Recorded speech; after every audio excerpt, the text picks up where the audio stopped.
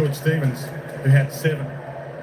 So that's how confident those two are when Chris Scott gives them a chance. So Stanley in the middle. You see Dangerfield continuing to start in the middle, which is a little bit of a change-up. Smith back in, as we mentioned. Callahan off the deck. Holmes pats it out. Angwin got there ahead of time. Callahan, O'Halloran shrugs. And Jones couldn't get it away to a teammate. Back to Smith. Time broached the boundary and got a little bit of luck. Fonte couldn't quite cut it off. And it is going to be one of those games. You've just got to know your skills. You saw there a couple of quick handballs. 2 were efficient, and the third one didn't hit the target. But it was great to see Dangerfield, one of the veterans, one of the legends of the game, up against Callahan. Briggs to O'Halloran, who's putting together some good form. Bangs it long. Jack Henry got there. If you haven't heard, it's his brother Ollie, who's the sub for the Cats today, and it's Harvey Thomas, the sub for the Giants. Well, Jack Henry wasn't playing the last time these two sides played, along with Humphreys and Stewart, so it's a different back line that the Giants will be trying to penetrate this time round. The tails goes long. Cameron, first time back at his old home ground. Jeremy Cameron. Atkins feeds it further on. They've got options aplenty. This guy's a star, Dempsey. Around his body, cruise mode. Ollie Dempsey in full flight. Yeah, he's a brilliant player, Dwayne. I think we've all just admired the way he's come into the competition, won the Rising Star, and has continued to just almost reinvent the way the game's played on the wing. He gets forward, he comes out and leads sometimes, he takes marks in the goal square, but at the same time, he plays the wing position itself.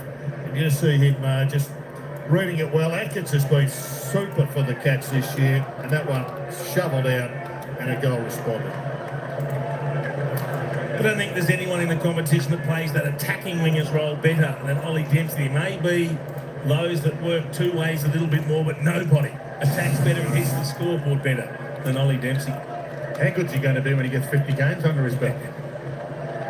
Which will be next week against the Saints. Game 49 for Ollie Dempsey, the reigning Rising Star winner, as Jared said. There's that Dangerfield battle again. He just wheels himself to the front. Bowes came hard. Callahan the other way. And guess who?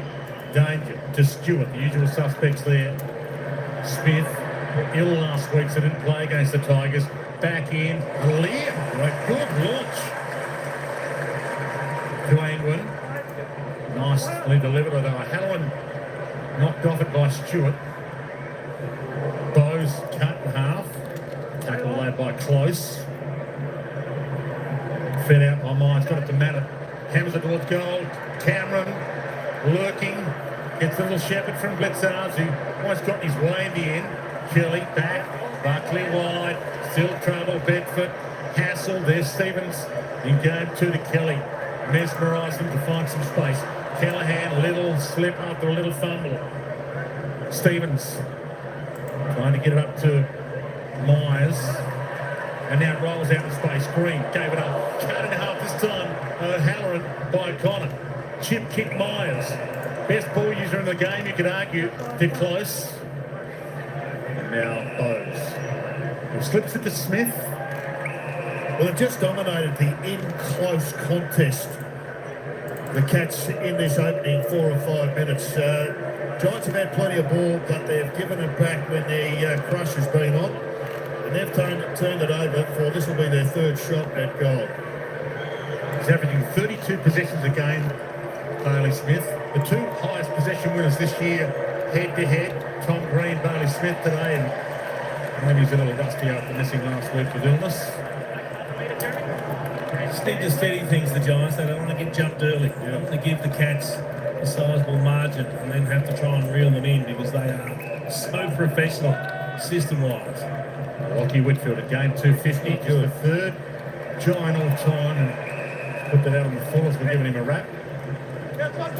Wilson Humphreys with the free kick. It's a pretty good spot with the kick. Cameron floats in. Manor was there for the crumb. Whitfield used his body well, and now he is put. Cameron crocodile rolled him in the tackle. Didn't get his back, just rolled him over, and now he can roll over and kick his first goal back at his own old home deck. Well, once again, Jason, they've won the ball inside pretty well, the Giants, but they haven't been able to release it or keep it. He's still the Giants' greatest goal kicker in Giants history, Jeremy Cameron. He's one of the all-time greats. What's his pressure, isn't it? Lockie Midfield normally buys himself time. He turned around thinking he'd have support out the back, and all that was there was more Geelong pressure. Yeah. He just had nowhere to go. Look at him. He's besieged. There's 3 of them around him. And in game number 250, that's not the way he wants to start. Well, it's fair to say, I think Jeremy Cameron knew the playbook, Jason. That's what they were doing all those years ago when he was up starring for the Giants. He's a 9-time Giants leading goal kicker, 427 goals for the Giants, still number 1 on their all-time list. Toby Green moving up on him though with 402. And he is the leader in the race for the Coleman as well. It's a big matchup, isn't it? Connor Iden, massive job. Yeah. He's moving up the all-time tally as well. Jeremy Cameron. All right, taking over Matthew Pavlich's 701. High bomb, off hands. Through that traffic. Well, if anybody's going to get them going, it's Toby. He lays a tackle this team high on George Stevens. Yeah, the left arm just up over the shoulder. So this is the debutant from last week, George Stevens. Such an impact in his first game. 8 clearances, and how many score involvements you said, Jason? 14. Wow. A record for a debutant. Dempsey, he didn't get the Rising Star nomination, so not sure what he has to do to get that. Dempsey long, Cameron's under it, Neil's with him, hits the deck. Neil went and got it, they went and got him, Fonty. Iden. And again, just pressure. It has been immense from the Cats in the front half. They have really shut them down. Speaking of great goal kickers, got a 3-time premiership going. Alice Dunny's downstairs. Welcome to you, Litchy. Thanks, Dwayne. Yes, they're in great form, the Cats. The concern is we've seen this the last few times at ENGIE Stadium for the GWS Giants. Their last 2 games, the Suns put 4 on them real quick in the first 10 minutes. We'll come back to that. Patas wide, and who's going to get it? Ugly bounce. Kelly knocks it down. Dempsey, he's a miracle man. He keeps it alive. Humphries might go here. Front spot. Bose was there to shark it. Myers wants a handball target. He gave it to Mullen, who has never kicked an AFL goal. Sheen Mullen. And he misses again. So just the foes. He had his eyes on the ball, took his eyes off the ball when he had his hand on it, and lost control. Sorry, Litchy. Yes, just to finish on that one, yeah, the Suns in the first 10 minutes put 4 straight on the chin of GWS, and they fought back to get a narrow win, but then go back a month. Even though they kicked the first goal against Richmond kicked the next 5 as well. They're slow out of the blocks, the Giants. Yeah, different opposition last week, I suppose, when they kicked the first 4 against the West Coast Eagles, the worst team in the comp. But you're spot on, Lynchy, against good opposition. They struggle a bit. Fumbly at the present time. Yep, they are. You're right. And that costs you against a team like this. Tom Green, pocket pick by Smith. Hallon flicks it over the top. Toby Green, you can call that a kick if you like. Ash, a little fumble, and that's not normally his go. It's normally clean-handed. Goes back to go forward to Toby to set it up to the pocket. And the package is thumped away by Guthrie. Yeah, they're inside their heads at the present time. The Cats, their pressure has just unravelled them a little bit. Just a bit fumbly, not hitting targets. They've got to get themselves settled and into this match mentally. Riccardi and Blitzars do the ruck work. Springer can't break away from the Guthrie tackle. Got a handball up. Almost ball on Rouston. Fights back in. Holmes wearing him like a glove. Ball came out. Martin coming off the best game of his career. Just his 5th game for the Cats, Jack Martin, and he's fitting in pretty well. And now the opportunity for Brown. Cal Brown gets him on the board. He's reliable. It's a massive finish for the Giants, and all of a sudden a little bit of their own back pressure. Yeah. Pressure in their forward 50 creates a turnover, and then you've got to be able to punish the opposition. And Brown's able to do that. Chain of hand passes, they're trying to sweep it out, but then it gets blocked. A tackle comes, a smother comes, and then the half opportunity of 1 or 2 steps. That's beautifully taken. Handballs over the top, down back, you get closed down. Well played by Kelly.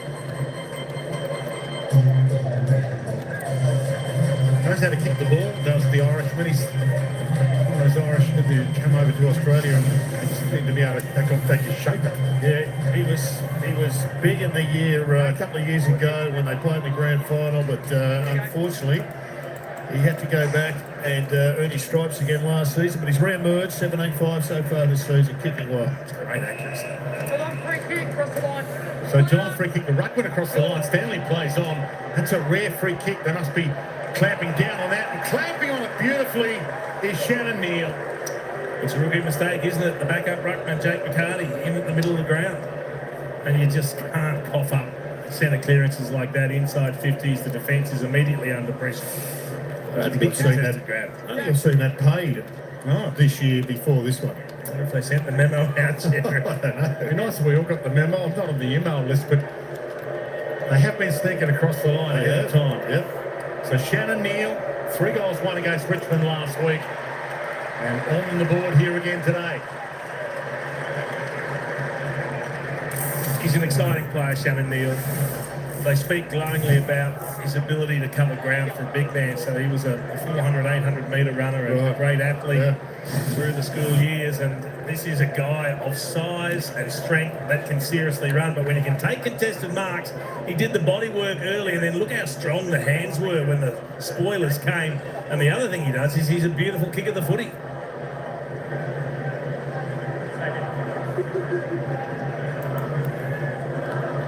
So it's interesting, Dwayne, they play that free kick normally when there's a new rule that's cracked down on. You see it Thursday, Friday night, but we haven't seen it. That's true. We haven't seen that yet. Sometimes when there's a free kick from an infringement like that, you call back and kick over your mark. But Stanley had it and took off and put together a really good career now, Reece Stanley. Umpire calls that back. Longevity is another avenue to eternal respect, and Reece Stanley's getting it.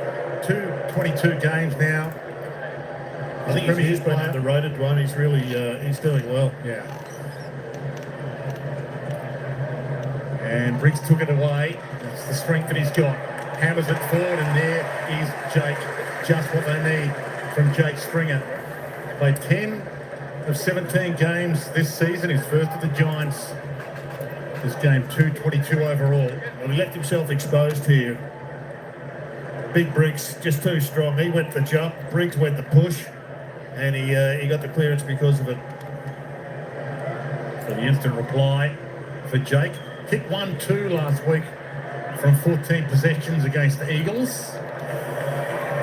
God, just fed it back late to perfection. Just getting him in the game at the moment, isn't it? A couple of terrific conversions now. Any forward worth his salt knows that you've got to be on the move before the ball comes in. And you've got to have that front spot, because if there's a quick kick, it will invariably fall short. And downfield, he's already on the move, Jake Stringer. He takes the front spot on the move away from Tom Stewart. You'll see it here. It's beautiful. So he's positioned behind. Like most defenders like to play that back shoulder position, but that short kick, he just can't cut it off. A couple of centre bounce free kicks in a row. Goes to show how damaging it can be if you are a bit sloppy in there. And especially important against Geelong as well, so they don't get the chance to drop that spare back, which they like. Good contest early. Threatens to be a high-scoring contest. Stanley, what was it wide? Off the fist of Kelly. Bowes went down low, took legs. No, high tackle. Went the cat's way. Bowes slams it long. Cameron in the middle of the pack. Fonty races for contact. You said it was going to be a high-scoring affair. It's going to be a fast game, that's for sure. The fastest team with ball movement in the competition over the last month is Geelong, and I reckon GWS have ambitions of taking that role. Banner got a quick kick away. Dangerfield with the strength. Took on a lead. One. Got a handball away. He is a bull. He is. Here's Patrick Dangerfield from the scramble. Plucked away. And Dempsey. Myers. Atkins, he dropped that, but no prior. Tom Green, handle a little too slick, mopped up by Kelly. Over to Aaliyah, out of trouble. Cats have got the wall set up. Great grab, Riccardi. Got in front of O'Sullivan. And loops the handle over the top for the run. The tsunami. Brown. They've actually exited well. They had to go slow. We were talking about how quick the game was, but they didn't have players heading for this. They had to go slow and composed. Pops it. Stringer was in the hole with Riccardi and Rouston outside of the boot. Nice finish. Yeah, he had a bit more time than that, young Rouston.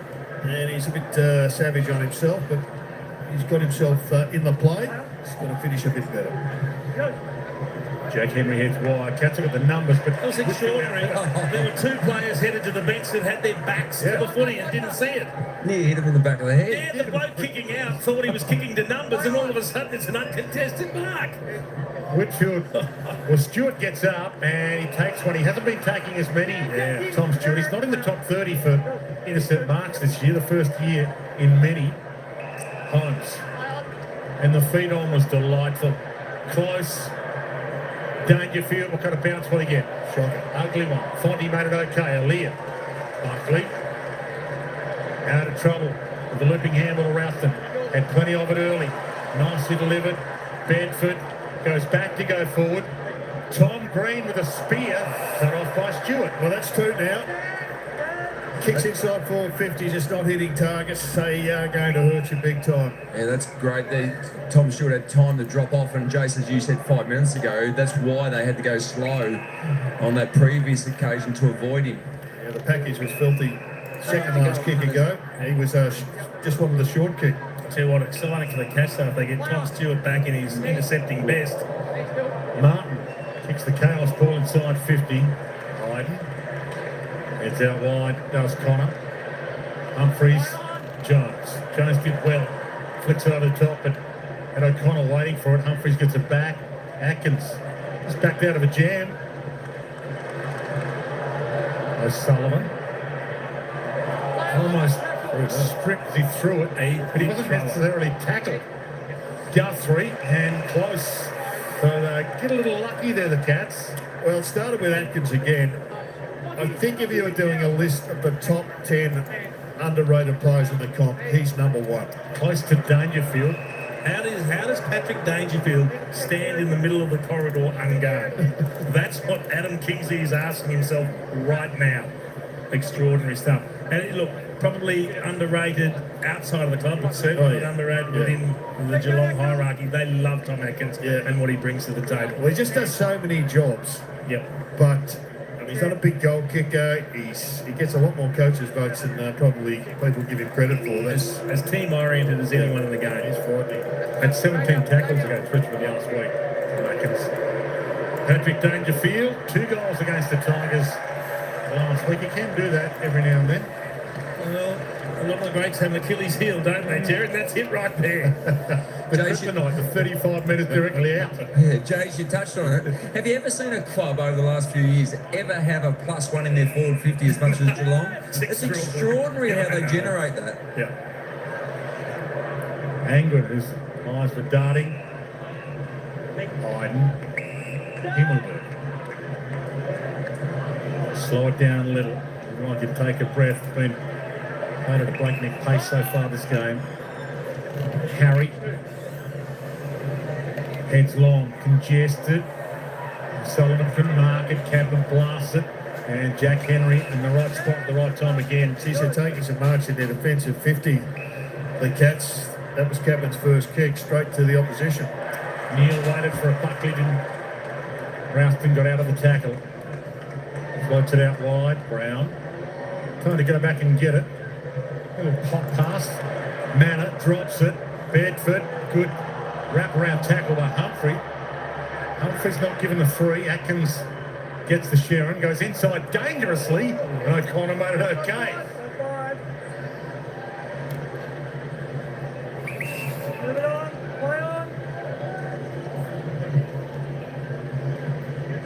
O'Sullivan, rising star, favourite along with Levi Ashcroft. Down the line to the original unicorn, Mark Blitzarves. Bailey Smith took an angle and lost. Great tackle from the young man. He just hung in there. Plays on quickly. Ash. Another is top 5 in the AFL for possessions this year. Sweeps it to Himmelberg, drops it. O'Connor. Tackle, Dangerfield. Was that a handball? Umpire let him go because he didn't have prior and made an attempt. Mullen out wide. Iden got a fist on it against Cameron and ball in. A couple of mistakes from experienced players. Lockie Ash just ran himself into trouble, and then it was a speculative hand pass. But then Harry Hillenberg's got to focus on the footy and not worry about the contact that might or might not be coming. He just fumbled the ball because he thought the pressure was about to hit him. I just wonder whether Lockie Ash looked up and saw more Geelong jumpers. And you're right, Jason, that's a couple of times now he's just had nowhere to go. Gee, Briggs just with brute strength manhandled his way to the ball. Kick along the deck. Tom Green. Finn Callahan. Harry Ralston. Little hesitation step to Wade. Hogan flew, couldn't mark it. Stringer couldn't back into it. Stewart goes to get. Falls. It's in there somewhere. Hogan lays a hard tackle. And that was back. Back into the team this week, Jesse Hogan was out with both illness and foot soreness. They're only 14 points down, the Giants, but if they don't fix up the kicks in the forward half of the ground, it's going to quickly blow out because they're kicking in their forward half just over 30% efficiency, and that is nowhere near good enough to be competitive. Spot on, Jason. And what they're doing, Geelong, to generate the spare, what's happening is Reece Stanley's going behind the ball. He'll pick up the likes of Jake Stringer, allowing Stewart to drop off, or the other one, Henry, as the spare. So they're pushing the extra back all the time. We have the three-time premiership star, Alice Celeste, downstairs for us. Manor was caught a little high, according to the umpire. And he's allowed to go to advantage. Pumps it, kneels in the middle of it. Giants free. Lee didn't know it was his. They did that move, Lynchy, all through that premiership year a few years ago where Blitzarves and Stanley rotated across that half-back line and the ruck. Yeah, and there's a few versions of it. We'll come on to a couple throughout the game, no doubt. We'll slap down to the front. Manor, another possession, and Alia should mop this up. Go on, Lynchy. Yeah, Tui was another one that was used, rotating off the wing, but Stanley, Blitzarves. Another one they do sometimes is Max Holmes, because they'll push a half forward up into the middle. Max Holmes will drop the half back and release Stewart. To the Ash, averaging 29 possessions a game this season. And some of the big possession winners of the comp, Tom Green, Bailey Smith, 1 and 2 in this game. And that was a little high. O'Connor with the swipe on Kelly. And how is Kelly? That's going to be interesting to see how he recovers and whether he's going to be forced from the field to get a check. I'm not sure how the umpire thinks he can placate the situation by saying we paid the free kick. No, he yeah. took the mark anyway, And and he got from guy. Yeah, he's going out for stitches for sure. Yeah, the evidence is there. Yeah. I mean, if you could pay something on the evidence, you pay it on the basis that there's blood coming from the spot that he got the whack on. So Josh Kelly to come off, and he is one of their main men. They can't afford to have him off, but they might need to for the 20-25 minute check. He said the umpire too, say check his jumper because he wiped his eye with his jumper, so he's got blood on the jumper. He'll need a new one of those. Lynchy, you mentioned Max Holmes. That's a scary thing. He's only had one touch and they're well in control. Yeah, absolutely. He's been a star this year, but yeah, they've got a number of mechanisms to free up, in particular, Stewart. Fonty. Half step, game 15 for Joe Fonty, holding his spot in the team. Big fist go up, O'Sullivan knocks it down, but to Bedford. Kick half smothered, but into a good spot. Cadman, Anglin, loops it further on. Jones thumps it back into centre of the field. Cadman didn't get a handball away. And Bedford went pretty hard to let Mark O'Connor know that we've got your name, mate. Yep, and it was a free tackle, so it was a good move too. Yes. It's a beauty. Almost an old school idea that if we get 50 metres away from a bloke that's in a back pocket, it's almost worth it. Aaliyah and Neil tie up. Whose free is that? Aaliyah's. It's a good battle, this. Yeah, isn't it? Yeah. Both taking contested marks, the odd free kick, so it'll be a good one to watch as it develops throughout the course of the game. Fonty. Chips to Cadman. Hand on it and got an arm chop free. So Cadman will line up a goal. And that's a better entry. So they kick to the advantage of the leading forward. And all of a sudden that puts pressure on the defender. He's got to try and spoil. He can't get there to where Cadman's about to mark the ball, so he interferes with the arm. Now, another big kick. They just need to keep their accuracy up to keep in touch on the scoreboard. And coming off the back of Lincoln League, you can see why so many clubs have rung his manager up and invited his manager out for dinner. He's available.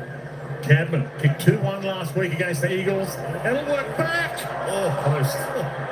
Accuracy was the reason they beat the Cats earlier this year, round 9. Geelong kicked 14-17 at their home deck, GMHBA Stadium. The Giants won by 4 points, kicking 16-9. You should get 2 points if you hit both posts, John. That's not a bad point. Double good mark for Dempsey. Great grab. He's got some ups. Has this kid. Star. Absolute star. Myers.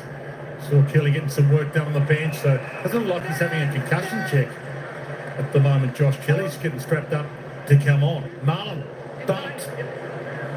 Gets it long, and Aaliyah was bumped. Yeah, he's taken front position away from Shannon Neal a couple of times. Been a couple of really good wings to the young defender. Aaliyah was the guy with the heroic saving mark in the dying seconds in the win over the Cats at GMHBA Stadium a year ago. He might be a little unlucky because he made a genuine attempt to mark the ball, Shannon Neal, at the same time as he was using the body to push him out of the way. Myers, good fake. And then the kick is, it's a downfield free kick or a hole, take your pick. It's against Neal, okay. So Neal and Aaliyah continue to engage, grapple, grab each other. The umpire's onto it. That is a great kick. Jones. Cadman.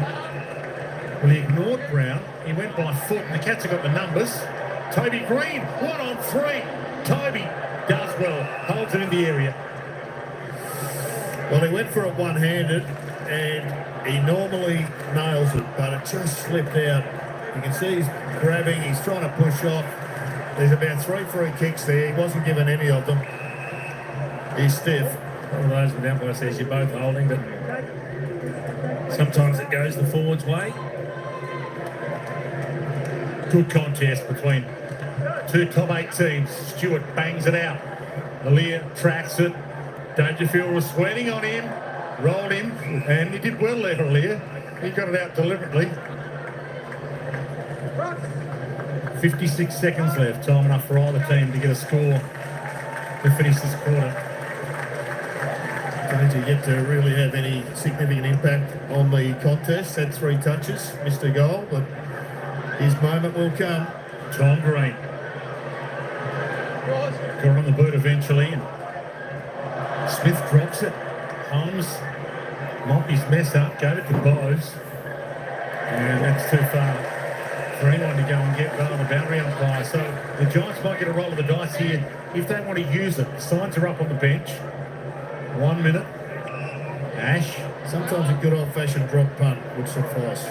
So will they go for it here? Try and work it around the key. One last kick inside 50. Second start the tick. Good attack, O'Halloran. Now the kick inside 50 with a few seconds left for a mark option or a crumb. Toby Green. Guthrie got there first. Toby kept it alive. I'm not sure who the catch defender was, but sometimes you've just, when it's a moment like this, you can't go for the mark and go beyond the player, allowing him to play on. You just have to bail out, just restrict him from getting the ball inside 450.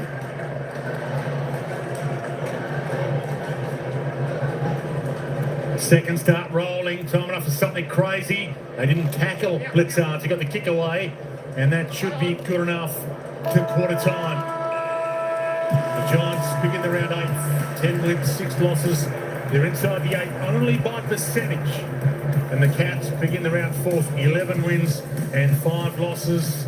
A loss makes the losing team today a little vulnerable when it comes to the shuffle up for a spot in the finals. 13 plays 26 at quarter time.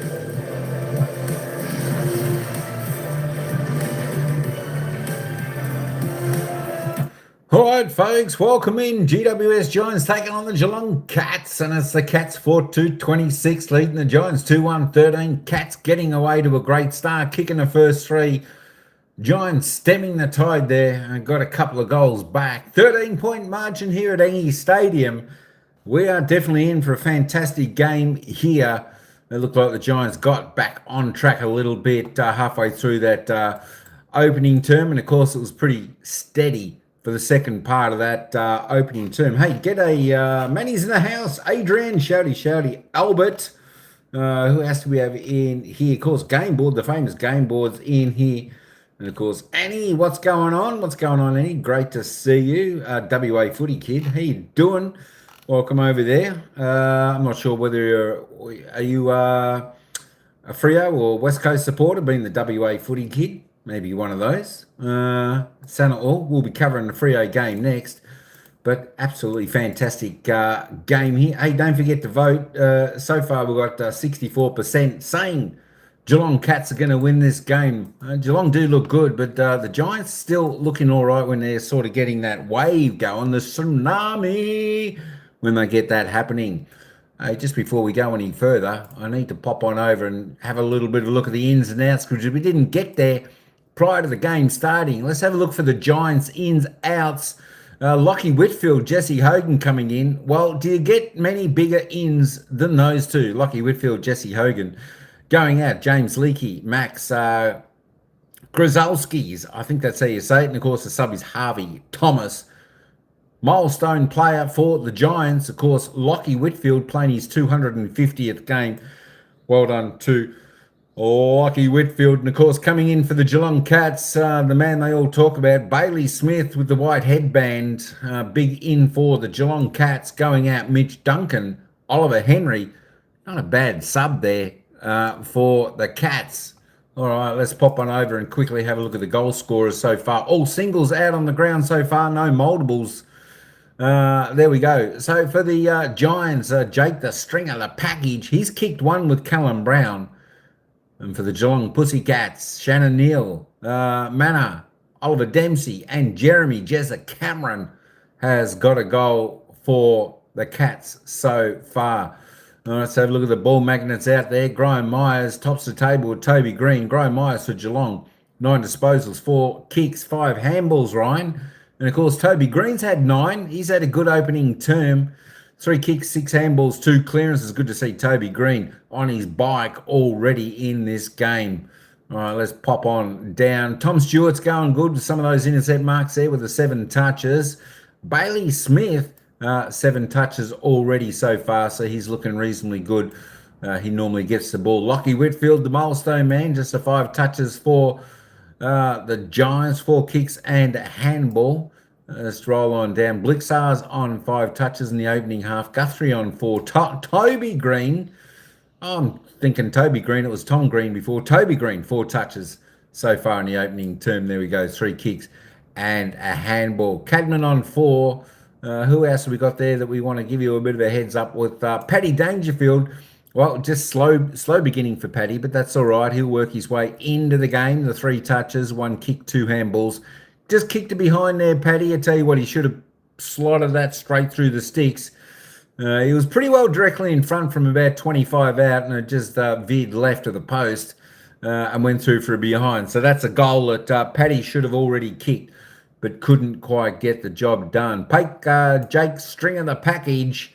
2 disposals, quiet. I want to see him get into the game, liven the crowd up a bit as well. Just the 1 kick, 1 handball. But he did kick a goal with his 1 kick, so that was fantastic. And, of course, Jeremy Cameron, just the 2 touches there for the Cats. 1-on-1, 1 goal also for him. So that was pretty good also. So we want to see a little bit more action so far. Hey, let's just have a quick look at the team stats. 6+ to the Giants.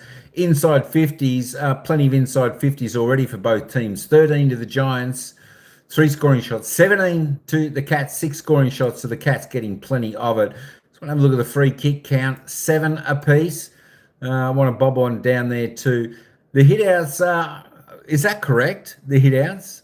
11 zip to the Cats. 11 zip, not 1 hit out to the Giants so far, but still the clearances only +2 to the Cats, +1 in centre clearances, +1 in stoppage clearances I did want to have a look at the tackle count. I just wanted to bob on down. Let's look at the marks inside 50. Geelong already 4 marks inside 50, only 1 to the Giants. So the defenders of the Cats doing really, really well. I just wanted to bob on down to the tackles and have a look at that. The Giants a little bit low. They need to bring their pressure. You must bring pressure to the Cats. This is one of the key things to beat the Cats. You must bring pressure to them. They're certainly not doing that at the moment. Just the 12.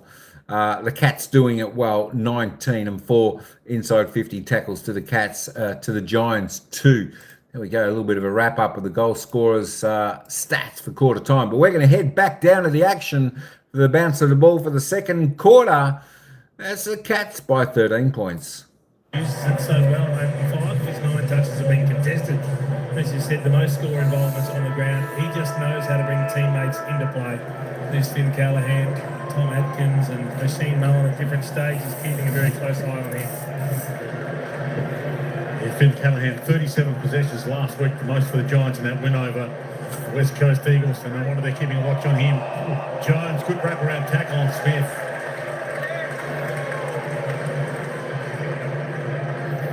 Leg speed between those two. Yeah. They spend some time running together. Straight down the spine, jumps for the leapers to go up. Jack Henry got a palm on it. To Holmes, to Stewart. Dives with the outside of the boot. Bangs it out of the area. There's that Neil battle. Knock on. Ash. Callahan, who seems to be everywhere at times. Whitfield back to Callahan. Got under that little. Holmes should grab it, although he doesn't. Hit the deck. Rouston got it from Kelly. Stewart flies. O'Halloran, inside kick. He knew what he wanted to do, he just couldn't quite do it. Puck between the legs was outstanding. To Jones, loops it over the top. Tony Green to finish. Outstanding bit of play. Team goal for the Giants. That was clever. Some real good work from Xavier O'Halloran. After the hand pass didn't get through, the second attempt, the kick didn't get through. The second attempt, he was able to get the ball back to a teammate's advantage. This isn't great from a Geelong perspective. Tom Stewart limping off. Let's hope it's not that troublesome right knee. So the ball's very close here. There's O'Halloran. That kick gets smothered, but he goes back as another go. Look at this, through the legs. Fire the hand pass out. Another hand pass, and then yet another one. Beautiful. Yeah, just having a look at that replay, he did go down heavily. I suspect it was on the knee, so Lundy's just tweaked that PCL once again. We'll have another look at it when we get an opportunity, but a great goal in the finish. He was just pointing to his right Achilles. Okay. So I don't know whether that's a good thing or a bad thing. Yeah, again, he's not in the top 30 for intercept marks this year. Tom Stewart only 6 contested marks this year. Hasn't been as big a year. Ralston's having a big game. Sends it long. Hogan! That was a really good handball from Big Briggs coming out. He was going to go low, and then he, at the split second, he went over the top, which released Ralston, which got Hogan back into the game. It was a good hand pass, Jared. It found space, and that turned what might have just been a quick kick clearance forward into a run carry. Hit it deep inside 50 to a one-on-one. And a big contested mark, just held it long enough to get paid. But a big contested mark, and he needs to go back and kick this.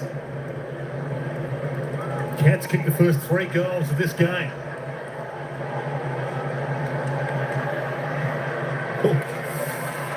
Here we come, ready or not. Giants on the way back.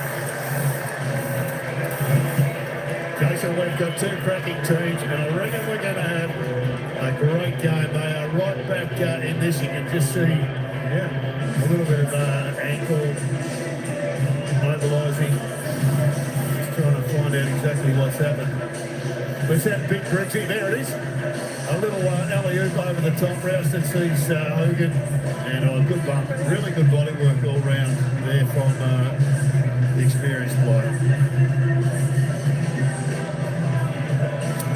Bit of love the game of Harry Ralston, and just game number 12 is up to 10 possessions. This is Tom Stewart. Didn't look to be terrible landing, but he's obviously landed awkwardly. Something in the right leg. He's putting the boot back on, which is a good sign. Let's hope it's okay to continue. But the young man, Harry Rowson, doing great things for the Giants. Perfect palm down again. Briggs to Callahan in full flight. Hogan's in the spot again. The fists come. Dangerous though. The boot off. Last second. Benson. And they're in front. And it's on. So there's a free kick out of the middle after this as well.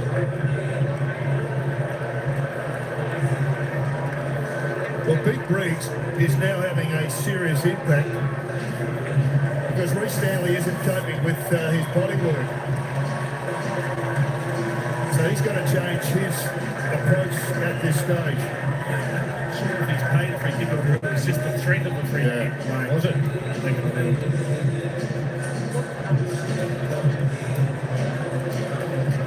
I think the umpire was just suggesting if anyone transgresses, there will be a free kick to be paid. Yes. Okay. So back in the middle, but now there's the pushy shove. Toby Green. Always dangerous when defenders go looking for the boundary line or the goal line when they're spoiling. From the ball up, Stanley's got his work cut out against Briggs at the moment. All funneled forward. Jones having a massive impact. Kelly, balls it high. Hogan got there. Smith, Humphreys. It's a little floater on it. The ball thumped away from Holmes. Well, both those goals have come whilst Tom Stewart's been off the ground. Not saying he would have had an impact, but coincidence at the moment. It helps when Big Briggsy gets his hand on the ball. Yeah. GWS didn't have a hit out in the first quarter at all. Mummy's boy. Shane Mumford, the former Cat.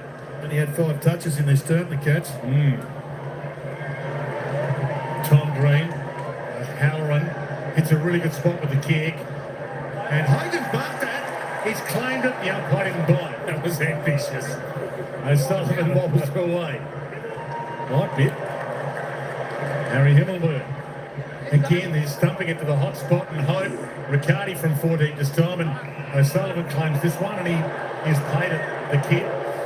Yeah, I think that one was there, a really good mark. But they are just having all the football at the moment, the Giants, and just pumping it deep forward quickly. 4-on-4 on the wing. Angwin and Dempsey, good little battle. Myers caught the second time. Darcy Jones doing the job at the moment.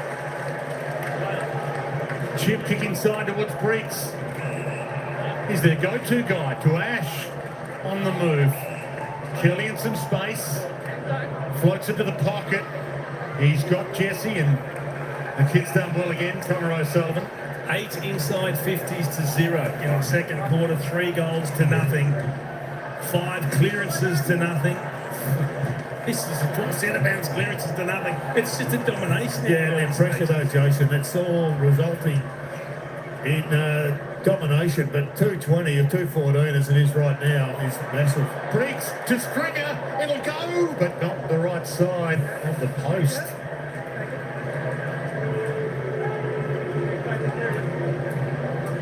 Holmes. Good little battle within the battle as well out there. You've got a number of players who've never been All-Australian before. Callahan, Holmes, Tom Green want to be All-Australians for the first time this season. They're battling within the battle against each other as Angwin hits Springer lace out. This is just a total domination at the present time. They haven't gone inside 450 any stage this, and no wonder Chris Scott's filthy. When that kick out was not to any advantage, the turnaround was spot on, and no one was picking up the package. It was all alone. It's 9 inside 50s to 0. 3 goals won. Should be 4 goals won to 0. The package threatening to explode. They play TNT when he kicks the goal. He's exploding so far. It's impressive, isn't it? We're seeing teams starting to surge. We saw Gold Coast last night. Yep. Fantastic performance to take care of the top of the table. Collingwood are now It's the Giants who look to be in real trouble early, just starting to get the game on their terms, and this is a dominant start to the second quarter. Yeah, the runner's out. Jason, he's directing traffic. Not happy. Coach wouldn't be pleased.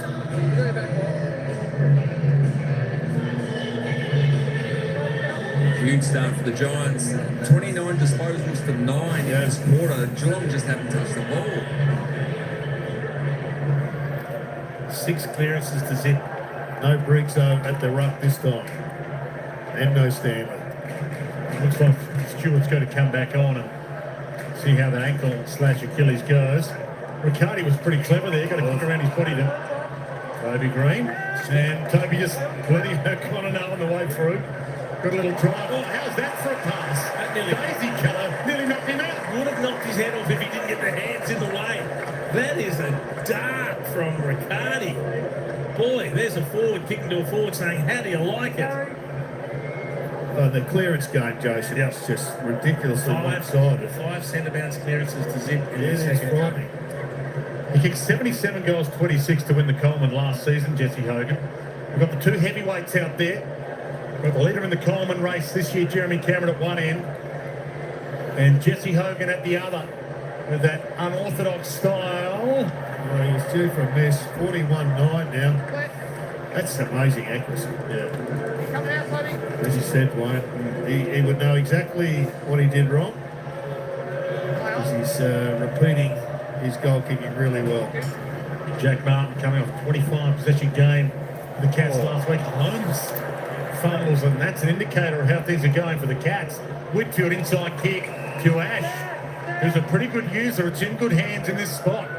Well, in the opening quarter, it was the Giants that were all a bit fumbly. And they turned that around. Cadman, Stringer, Stringer.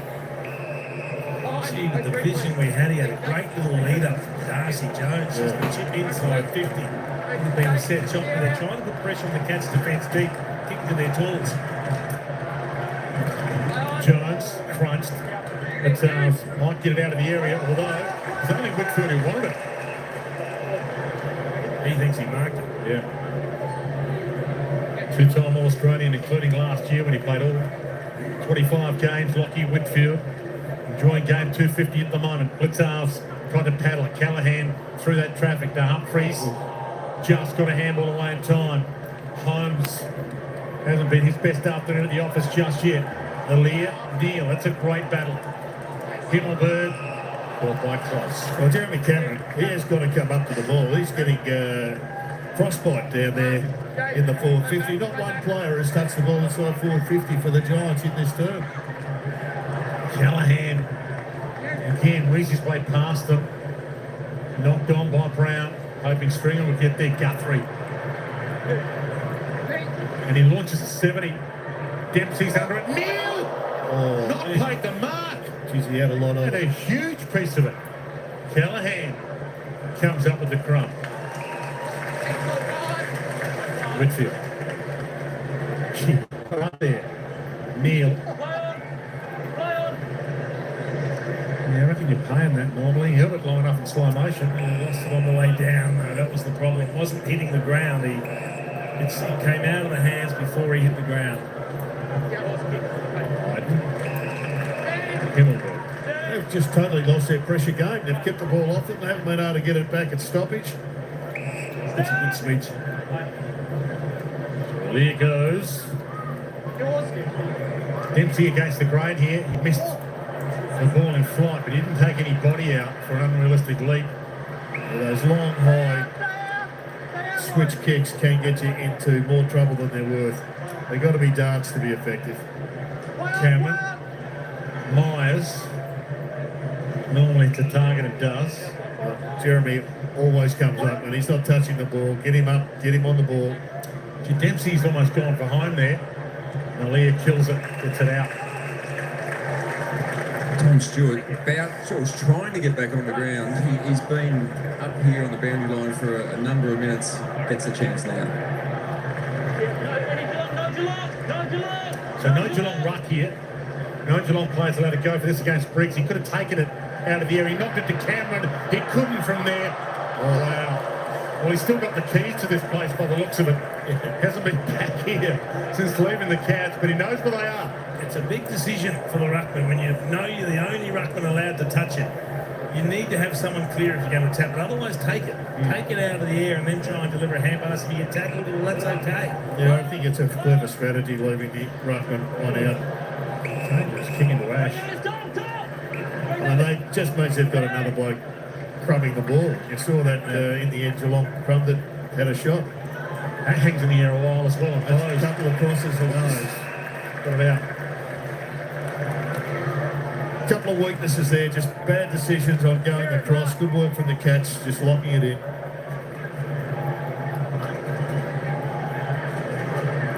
Little hush falls over ENGIE Stadium. Been a beautiful afternoon here in Sydney. Sun fading on a gorgeous evening.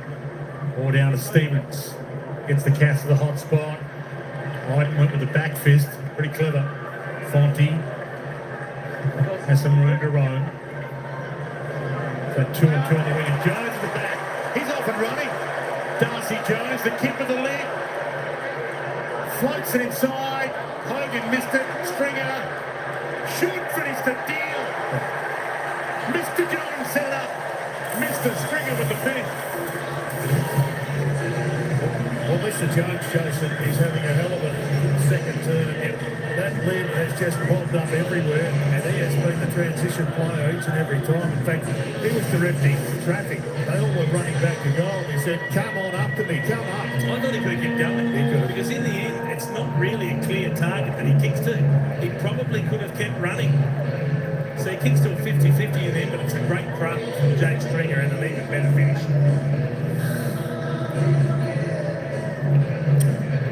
It's a great goal as we see it unwinding again on replay. Lynch, I just wonder whether or not it's time to get Paddy Dangerfield back on and onto the ball. I think it's essential, this clearance differential. It scores from clearances. We know Geelong are number 2 in the competition from scores in the clearance situation.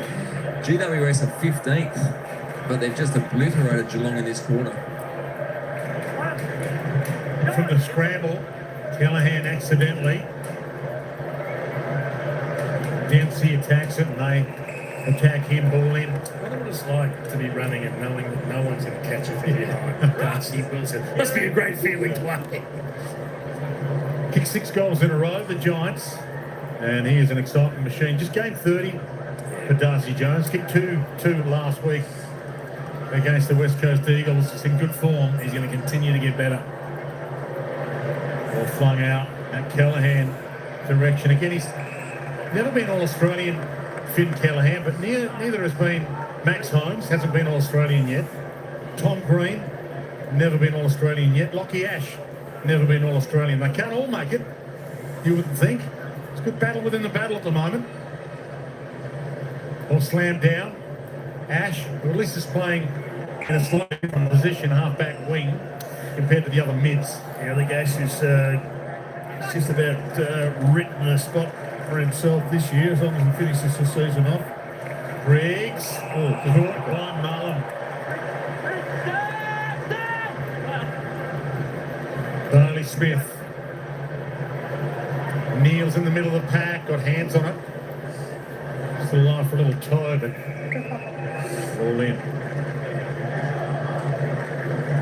Now it's a multi-talented forward line. Just haven't been able to get their hands on it so far in this term.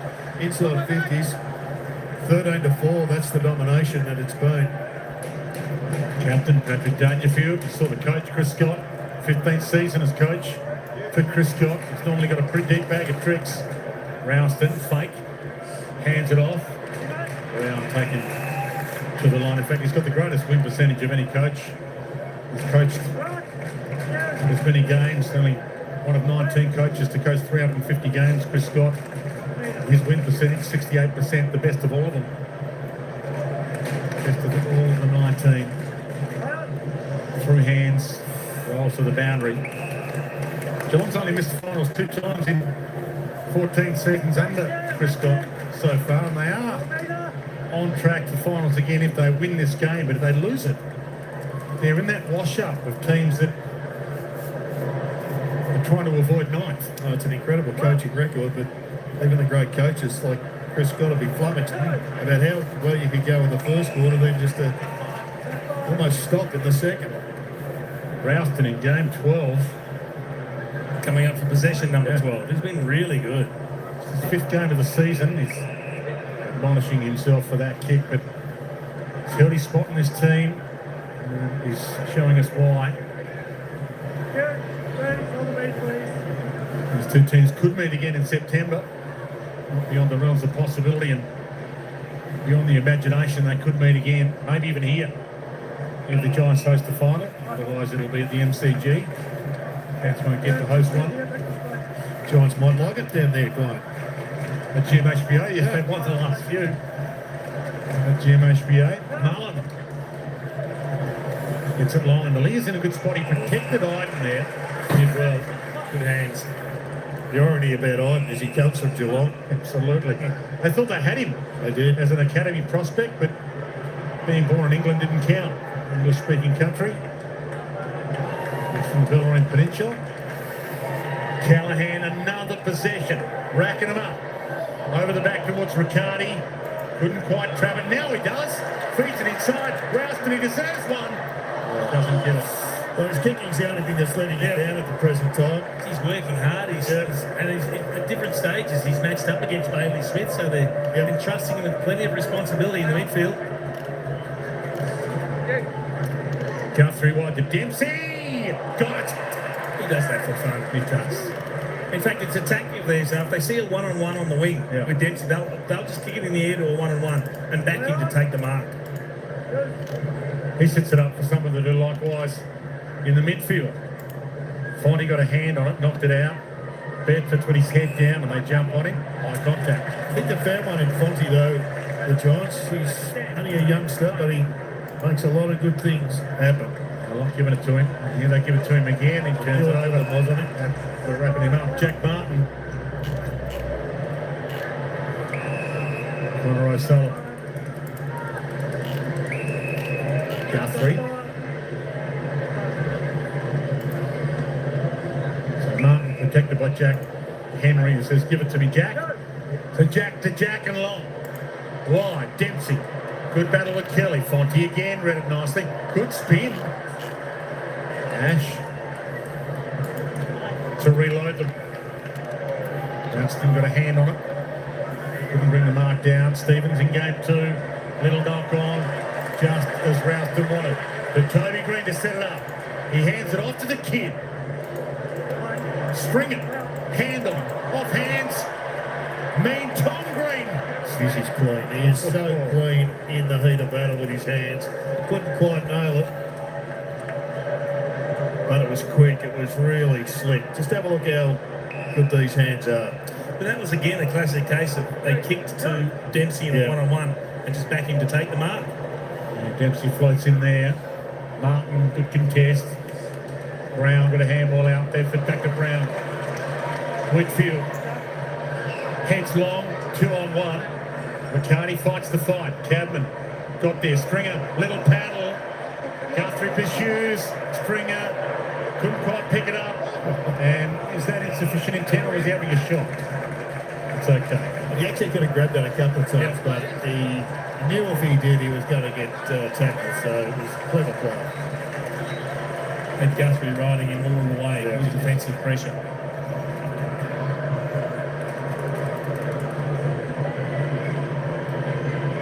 Calm down to the front, England. Then into Holmes. Holding the ball. Not a lot of prior. How long is a piece of string? Depends on which umpire you ask for prior. You just wonder, boys. You pick the ball up sometimes, mate. Stanley couldn't mark it. Close with the crumb. Chip to Mullen. Umpire said it was far enough playing. Machine. Myers, another splendid use of the ball to mark. And he goes inside to Stevens. Well, they got the two kickers to use the ball. First it was Brian Myers and then Jack Martin, two of the best kicks. And this man who's found it tough finding the ball today compared to last week. He's only had the one possession.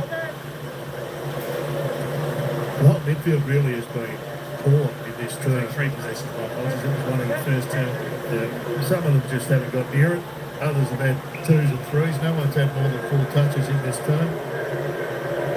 Pick 58, 2023, second season on the list for the 20-year-old from South Warrnambool. Good to go on debut last week, but can't make it his moment here.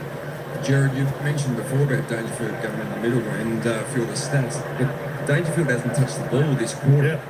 And Atkins is another one, too. Very important players for this club, who just can't get near the ball at the moment. Yeah, well, Atkins is trying to do the job on Callahan, but Callahan's still getting plenty of it. Well, Callahan's at 10 for the quarter. Yeah. Himmelberg gets back, Fonte. Pause. Myers is the other one. When you shut down Myers, you shut down a lot of inside 50 connection. Oh, Toby. It's What was that play? I don't know. That's the funny part about Toby. You never know what you're going to get. Manor caught by Himmelberg. Just got it away in time. Anglin slams it on the boot. Toby time again in the middle of a pack of cats and a hole.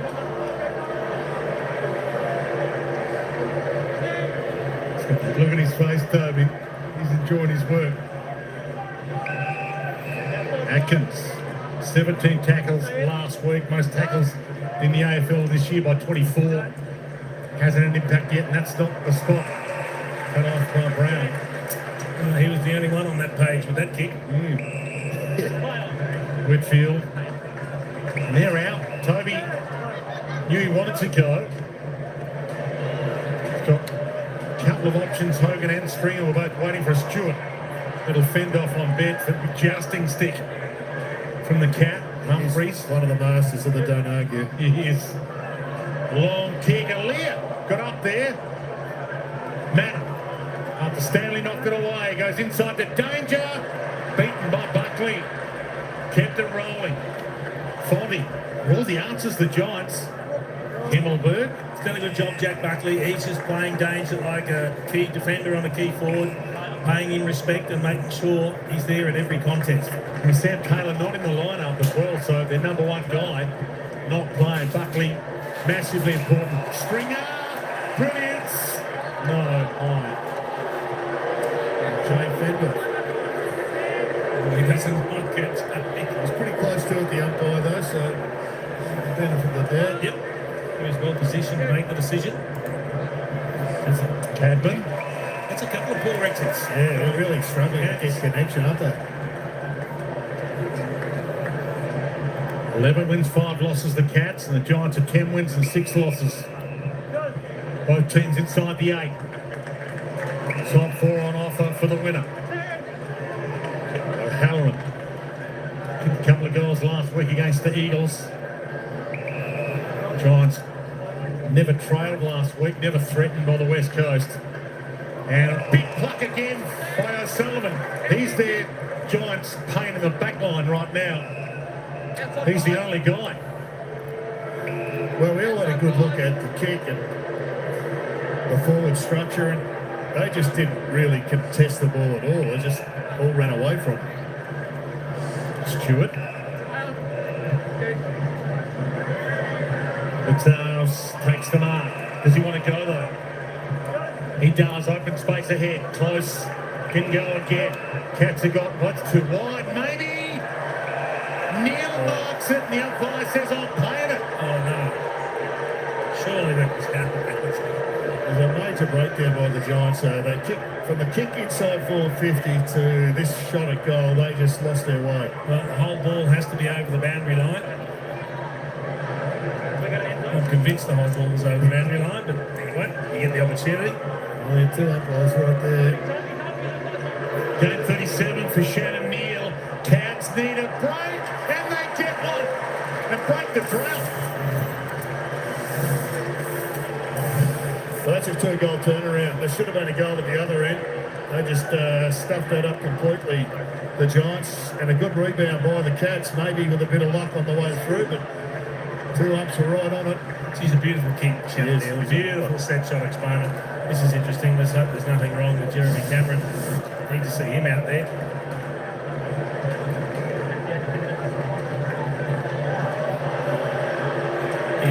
come down to his chest as well. He didn't take it in the hands. That looks ugly. In or out, Jared?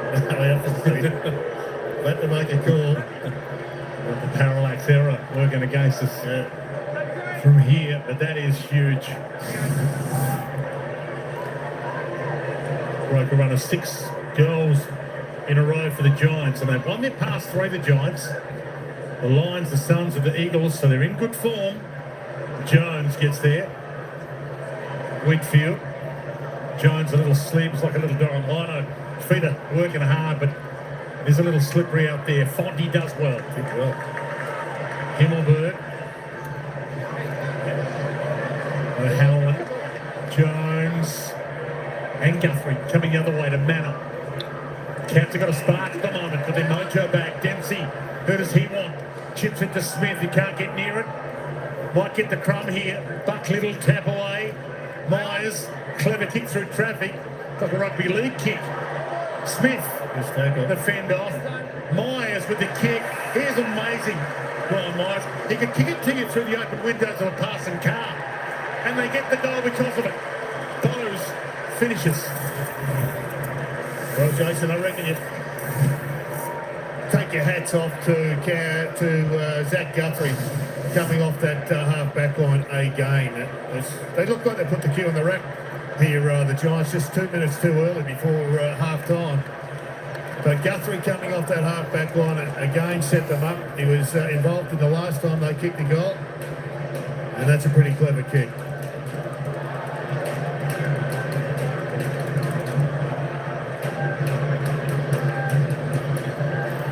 Much needed goal to the Cats, but I'll tell you what, he'll be disappointed, Xavier O'Halloran. So he's the one that misses Darcy Wilson with the hand pass, allows Guthrie doing a set, and then he misses that tackle that allows the kick to continue into the forward 50 for the Cats, and they get the goal.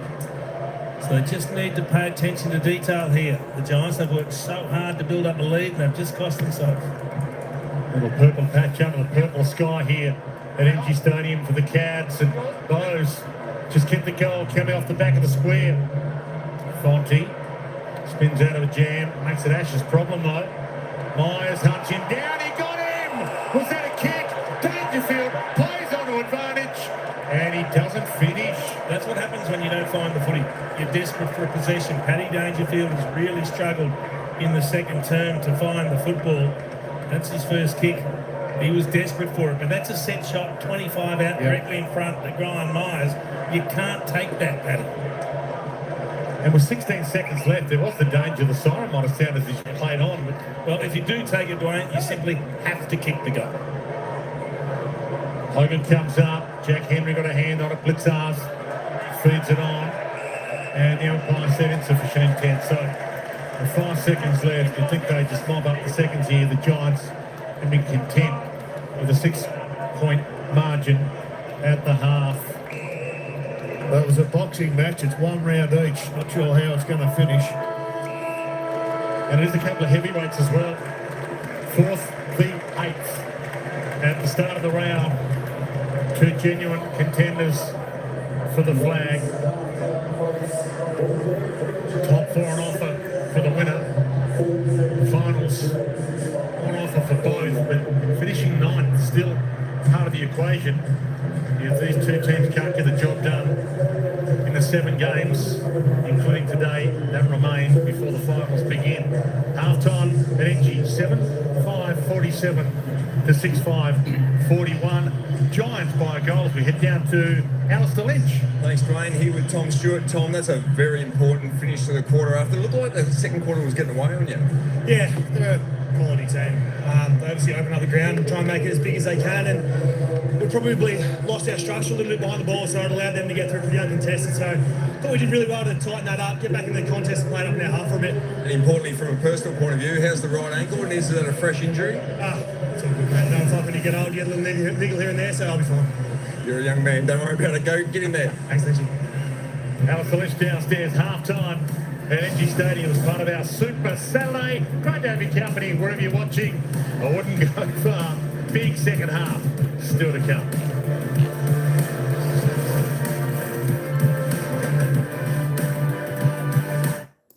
All right, folks, we'll be back with the commentators in a moment. There we go. It's half-time here at ENGIE Stadium. The Giants 7-5-47. Well, they lead this game by a straight kick, 6-5-41. The Cats, well, the Giants, they put on 5 goals, 4 in that second term. Came with the barnstorming rush, didn't they? What? Out of the gates in that second term. The Cats, 2 goals, 3. I tell you what, the Giants will be a little bit disappointed in the last couple of minutes of that game, allowing Geelong back in with those 2 late goals.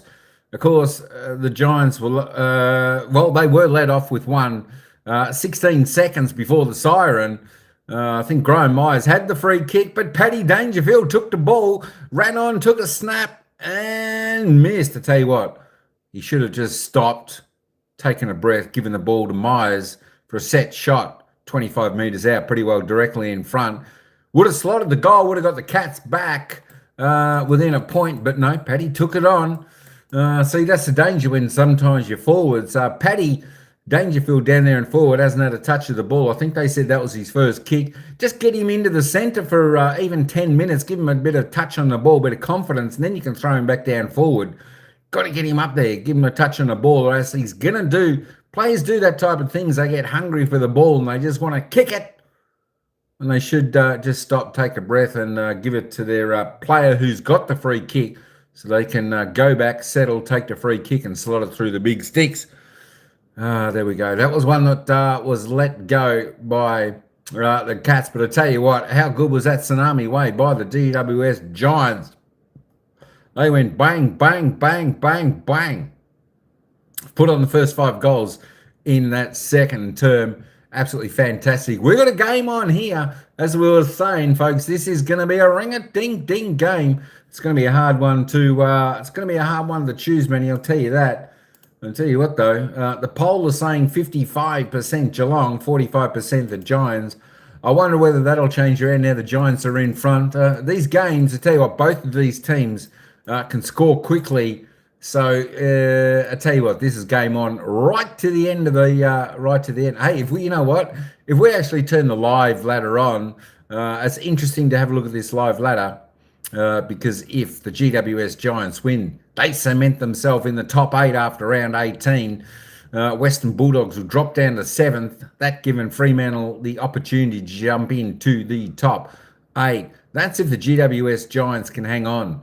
Tell you what, it all hinges in the next half of the game. Let's have a quick look at the goal scorers while we're waiting for the commentators to come back and give us a bit of analysis on the opening half. I tell you what, Jake, the Stringer package, hasn't he got the package? I tell you what, he's the leading goal scorer out on the ground so far. Giants have a good record. Rock marbles against the Cats. But the Cats, the Giants have won the past 3 against the Cats. So there we go. I know it's a little bit of an interesting fact, but the Giants seem to have the wood over the Cats at the moment. We'll see whether that continues in this game. Hang on, we'll get back to the stats in a moment. Let's just head back to the commentators for a little bit of analysis, what they give on the opening half.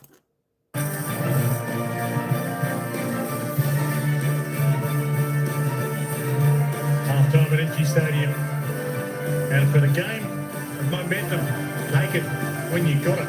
Cats kicked the first 3 goals of this game, and they led at quarter time by 13 points. And then the Giants strung 6 goals in a row together, opened up a nice handy margin. The Cats with the last 2 goals of the half, made it a 6-point game. Great to have your company wherever you're watching. And it does look like we're going to get a pretty tight contest and a big second half to come. What have you made of it, guys? Well, it's been an exciting matchup. You mentioned the Cats kicking the last 2 of that second quarter, which they needed, because the Giants kicked the first 5. They just dominated, particularly early territory. They won all the clearances and all the territories, and it looked to be a game totally on their perspective. And the centre bounce clearance work was where they were getting some goals. 2 goals for centre bounces. They dominated clearance. I mean, it was quite amazing, this game. Geelong dominated the first quarter. Their pressure was through the roof, and then they didn't show up. A lot of their good players didn't touch the ball. They got clearance after clearance. The flying Finn was on fire. They knocked the ball back. This was a great goal by Toby Bedford, just feeding off an inexperienced defensive action.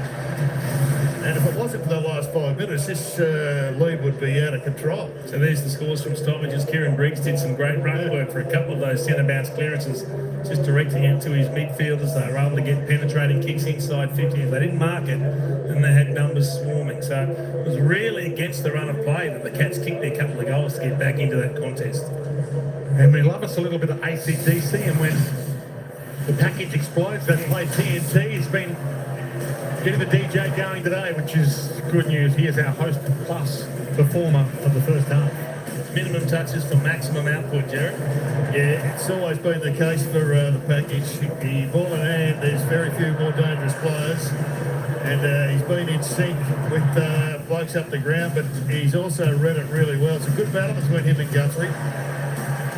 And he's just on top of that battle in particular. But Guthrie fought back late in that second term. And they need to get it in the hands of their best ball users, the Cats, as well, rather than some of the guys who have been turning it over a little, and Graham Myers is arguably that. Yeah, he's a beauty, isn't he? 13 possessions, he's had 5 score involvements. He kicks at 88% efficiency. That's just extraordinary. It's always to the advantage of a teammate. He finds time when he gets the ball, and you can just see the rank points. That's the impact that he has on the game, because he sets up so much of their attack.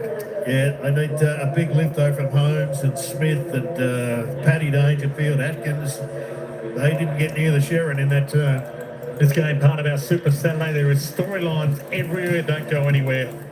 Jay Clark to give us the latest after the break.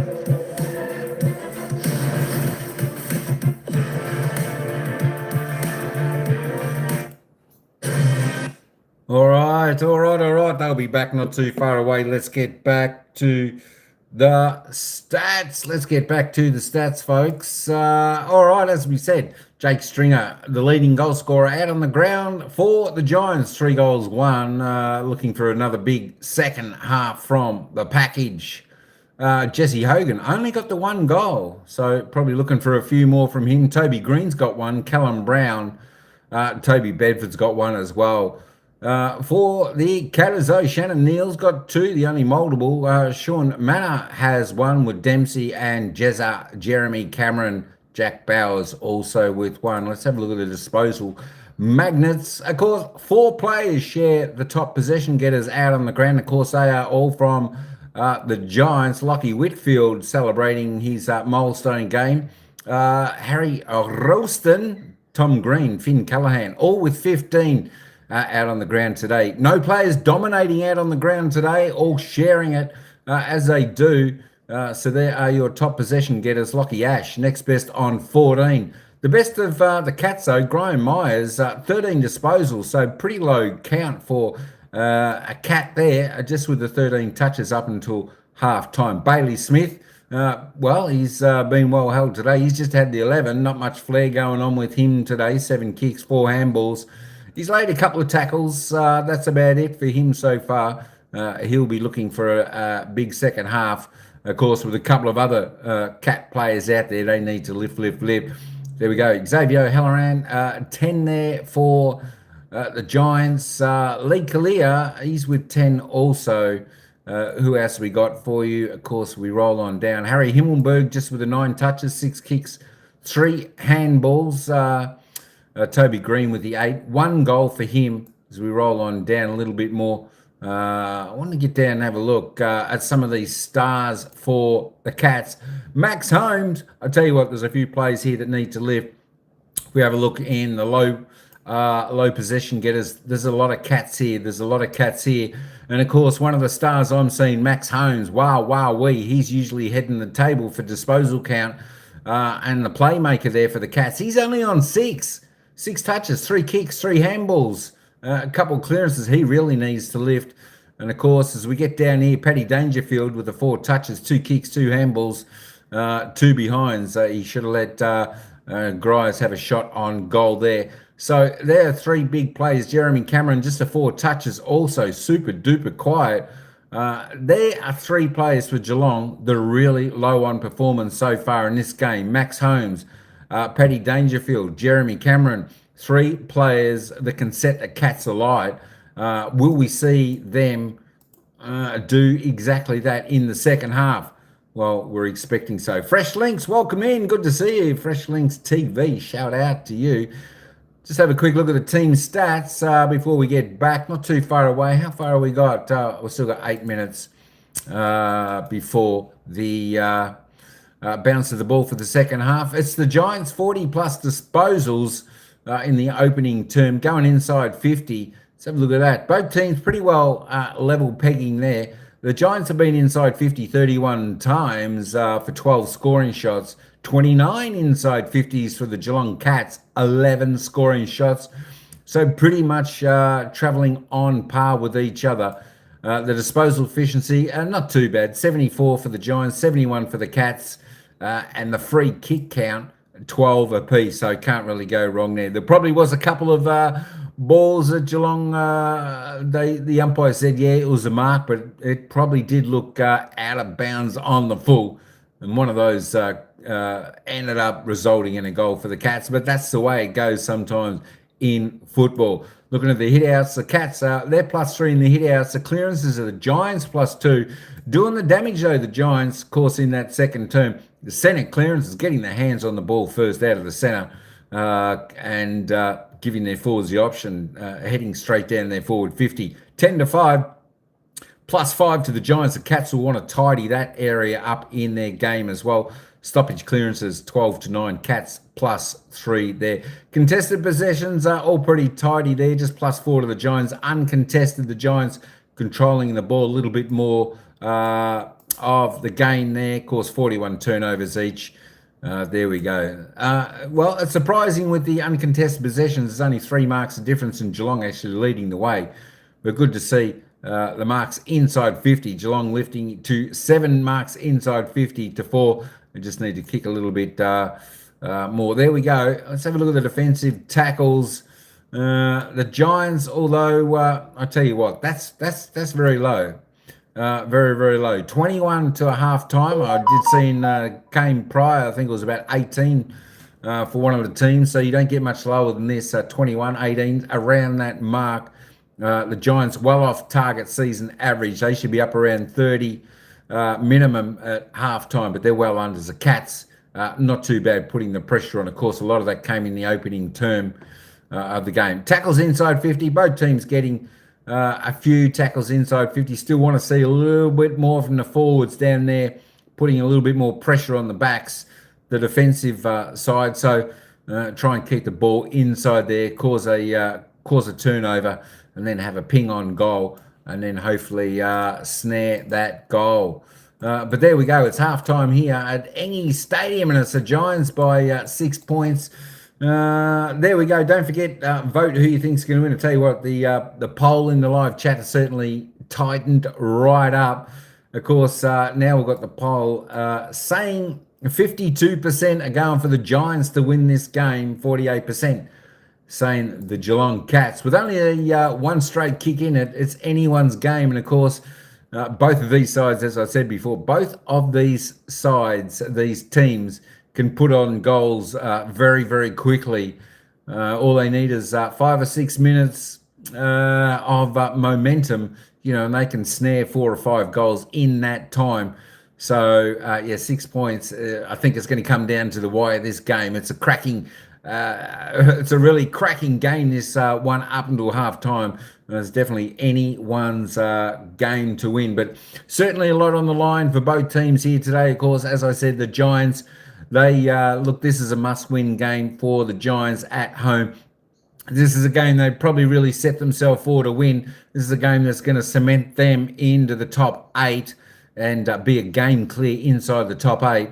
Whereas if they lose this game, they're a chance of toppling out of the top 8, which is something they don't want to do.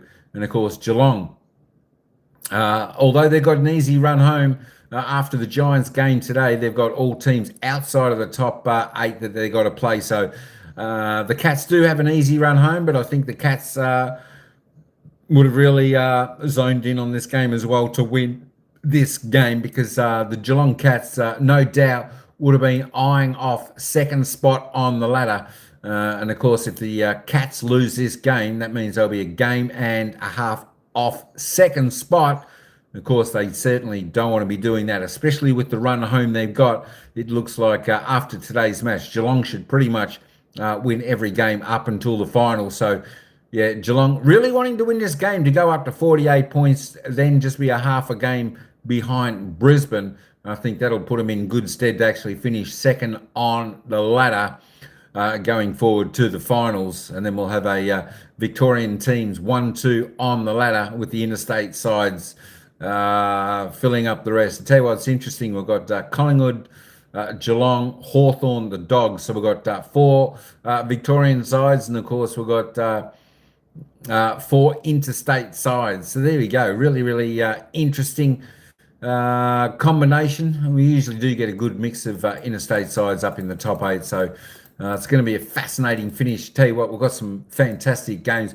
Don't forget, coming up after this game, folks, coming up after this game, we do have the next game coming up, and of course that is Fremantle taking on Hawthorn over there at Optus Stadium over there in Perth, which is going to be another fascinating game, another game that's a must-win for Freo if they want to stay in contention to the top 8, jump into the top 8. Of course, that game will be kicking off at about 8 p.m. Melbourne time. So, yeah, look, after this game, you've probably got a time to have your dinner, relax, grab a coffee, come back and tune into the next game we do after this one, the Fremantle-Hawthorn game. Absolutely fantastic game. Saturday football action. I tell you what, they don't come much bigger than this. That being said, we've got some ripping games next week as well, where some of the top 8 teams are going to play each other. And then we might get that top 8 to sort of start to sort itself out a little bit. You'll start to see a few games stretching on other teams. This is why it's so important for these games, your teams win. Like the Giants and the Cats. Probably not so much for the Cats. Look, they've got, as I said, they've got the easy run home, but the Giants have still got a couple of hard games to come. So that really is an essential game for the Giants to put their best foot forward today and continue on their merry way like they did in the opening part of that second term and really performed to an elite level, which they can do. They get that tsunami wave going, and I tell you what, she's pretty hard to stop the Giants when they get on the run. But as I said, folks, it only takes a little bit of momentum for either side. Both of these sides, as I said, they can put on goals, and they can put on goals quick. All right, let's head back down to the ground. They'll take us into the bounce of the ball for the third quarter, whereas the Giants by 6 points. A little bit more pressure, and we feel like our small forwards particularly trouble them. They trouble everyone, we feel like, and they were able to get to work through that sort of change of game plan. What was the major talking points at half-time to take into this third term? Well, I felt like we did pretty well for the most part of that quarter. I mean, we put them under pressure, we shifted our ball use a bit better, and we were able to win contests far better than what we did in the first quarter, and we probably let ourselves down a little bit with the last 2 or 3 minutes, but they're a good team. These games typically play out similar to how they're playing out, and we just got to hang in there. Thanks for your time, mate. No worries. Thanks. Adam Kingsley, third season as Giants coach, fourth in 2023.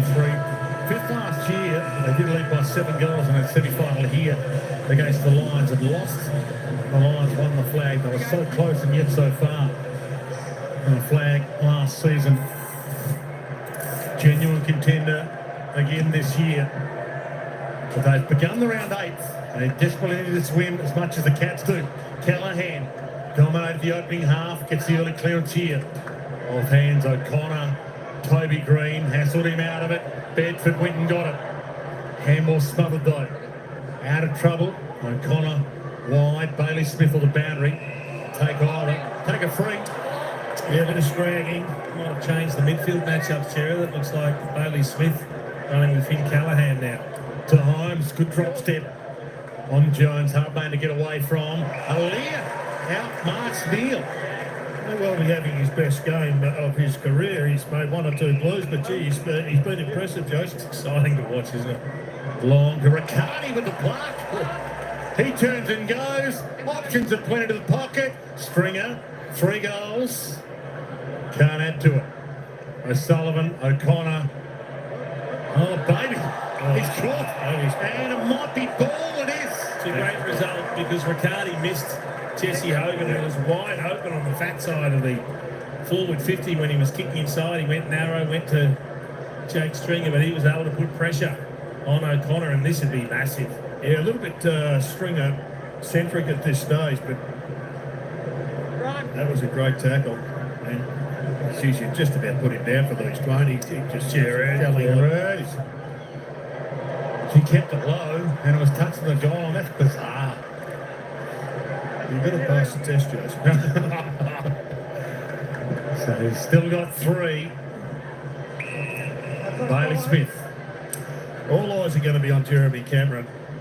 He had a lot of work on that left hip, quad, whatever it was that the trainer was working on, and he ran on a little bit proppy. Myers involved a couple of times again. Heads along to Neil, gets up there. Aaliyah got a hand on it. Dangerfield, dangerous. Kicks to the floater. Out in front of Dempsey. And I'm content to see it out.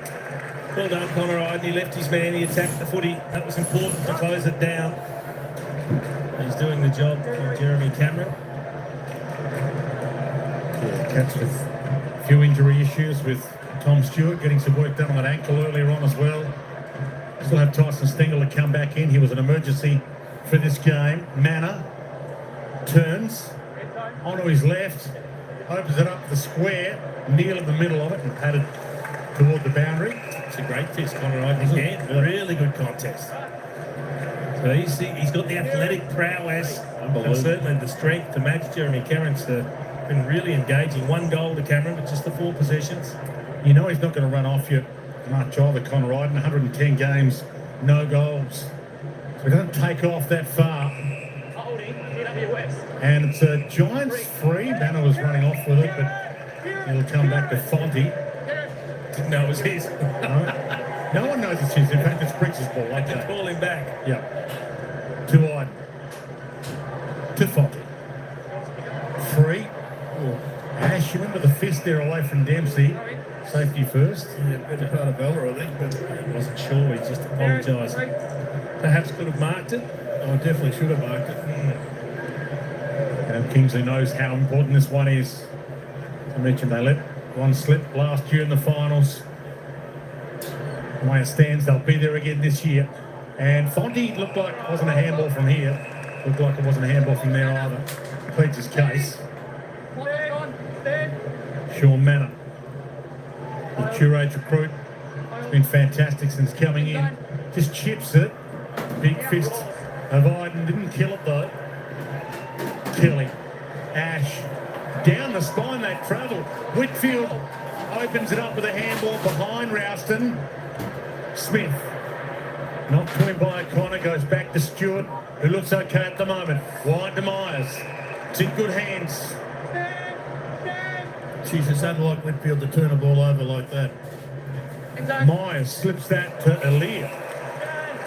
That was a little weird. Wide to Kelly. 27 possession game again last week, racking it up. Great intercept mark by Guthrie. Oh, he got hit hard too, yeah, absolutely he did. And I think twice, one from the arm and might have been the knee as well. That's a couple of turnovers, Lynchy, coming out of the back half for the Giants in this term. And it wasn't a great kick from Josh Kelly, the last one. Toby competed. Didn't get a lot of ball. Genuine attempt to spoil though. Wide of the pocket. Cameron. That was way too wide. It was looking way too wide for it's the last quarter and he got away with it. So maybe he's a little shaken. Guthrie after the whack to the ear. Fonte. Whitfield. Ash. Takes off on Neil. Bought himself some space and found Jones off and running. To the pocket, 2 on 2. Riccardi! Umpire said he didn't hold it. O'Sullivan, O'Connor. Wide towards Smith and Dempsey. Clever little flick off by Dempsey to Smith, who turns it over again to Buckley. He had that last one, Riccardi too. It was Hogan that took it out of his hands. I think they both thought it was theirs and they were both disappointed. Do you have to hold him for a while today? Neil picked Ash's pocket. Malia, he dropped that, surely. Umpire said no. Whistle away. Atkins. Smith to the pocket and to Dangerfield. Protected the drop zone cleverly. And he played on. He took a half netball step. In fact, just thinking about playing on was the reason he shook the tackle attempt and kicked over the line. Is he tackleable? It's like bringing down a horse. You need an elephant gun. All right, maybe John Wayne is the only bloke I've ever tackled one. What's happening here? Well, they're going to tidy up their kicking coming out of the back line here. The Giants have missed a couple of opportunities in the front half. Have a look at this shake. Or shake and bake, to use your term, Wayne. It's just got so much core strength. Yes, he's just a big unit. But their kicking out of defence has been really average, and the handballing. Whitfield's been involved. Hyden puts it in space, but it's Cats in the space. O'Connor clever. Drop Toby Green, who's can't get near Holmes. O'Sullivan, such a clever kid. Close. Holmes. 3-on-3 inside. 50 and Buckley got there. And he takes off. Waste no time. Out wide to Jones. He's doing a good job, this young fellow. Callahan.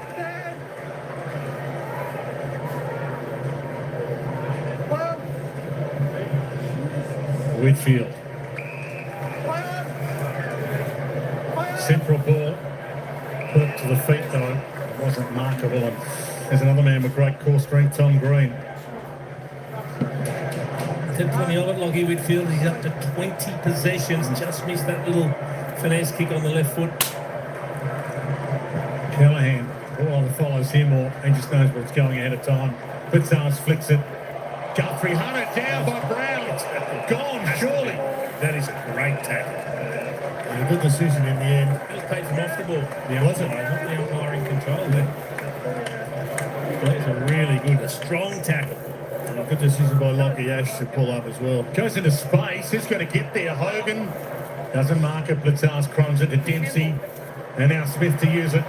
Jones just hit the kill switch on that play. Did Bailey Smith back to Blitzars. Oh, And turn it over again to Whitfield. And that's why Bailey Smith didn't kick it. They were so well set up behind the football. Well, they've had 5 intercept marks now in their back half. Giants in this term. Good grab. Angwin. Good pace to get there too in front of Smith. Smith should be fresh. Didn't play in the win last week against Richmond, although he was battling illness to get back in. O'Sullivan didn't kill him with the fist. Jones got the speed and the dexterity and the cleverness. That's one of the goals of the year. Play it again, DJ. Darcy Jones, magnificent. I'm with you, Dwayne. That is one of the goals of the year. Jason, you kicked a few in your time. That's brilliant. You'd have to tip your lid to this kid.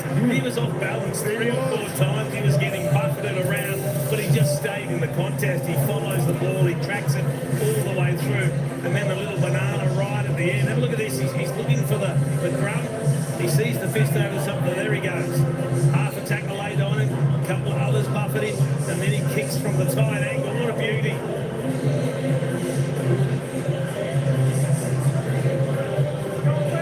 That was one of the great goals. Well, Jack Martin did his best to keep him in it. He's there. And he knocks it forward into his path. It spun around a couple of times. He's on your lazy Susan. Hey, the fun watch, Darcy Jones. Picked 21 back in 2022. 3rd season on the list. Had a ruptured ACL that first year. The role of the tackle, he didn't have it by how long? The one thing the Giants recruiting officers do like, and that's a small forward. They've got half a dozen on their list. Halloran long. Good spot. Cadman hit it hard. Jack Henry with a crumb. Hard collision. Close did well. Space ahead, but again, they turn it over. The double H. Big Harry weaves his way past them. Ash puts the speed on. Puts Banner in his way. Heads long. Stewart under it. Hogan knocked it down. Cadman hasn't had many moments yet, but that moment is huge for Marin. And Jason, again, another intercept mark on that half back line. This time it was Hattie Hildenberg. He was just sitting in the spot. It's a bit like their mids have been looking up and going, where's the Giants? Yeah, there's the intercept, the Bunnings build up. You can see it. He just shows a little bit of composure. He doesn't blaze away. And then Logash makes a decision. He says, I've got you for blaze. This is the key contest. 1 against 2. Jesse Hogan brings the ball to ground. That keeps it alive. The crumb goes to Cadman. And that's a great snap.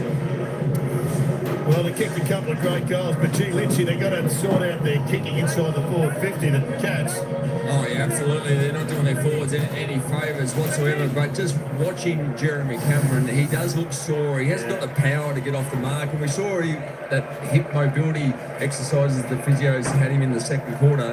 And you see with his left abductor, he's obviously got some issues in that area, so lost the power. Stevens kicks it straight up in the air. Play on, not the required. Mullen goes and gets it. It was tackled immediately, if not just before he got it by Halloran.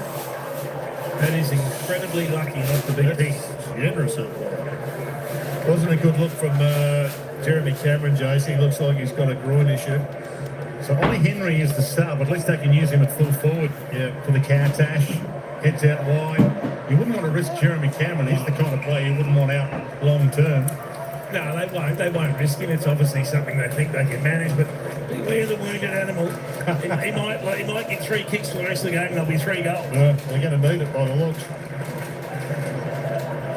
Back at his old home ground for the first time, Jeremy Cameron, 9-time Giants leading goal kicker. Smith, Humphreys, trying to manufacture something. Callahan went and got it to Whitfield, to Kelly, the usual suspects. A bomb inside 50 to Hogan.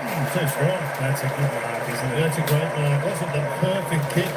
Landed in a good spot, but he just kept him out with the left hand. Yeah, and with the front arm, he parried the ball. That's clever. That's good craft, been a good battle.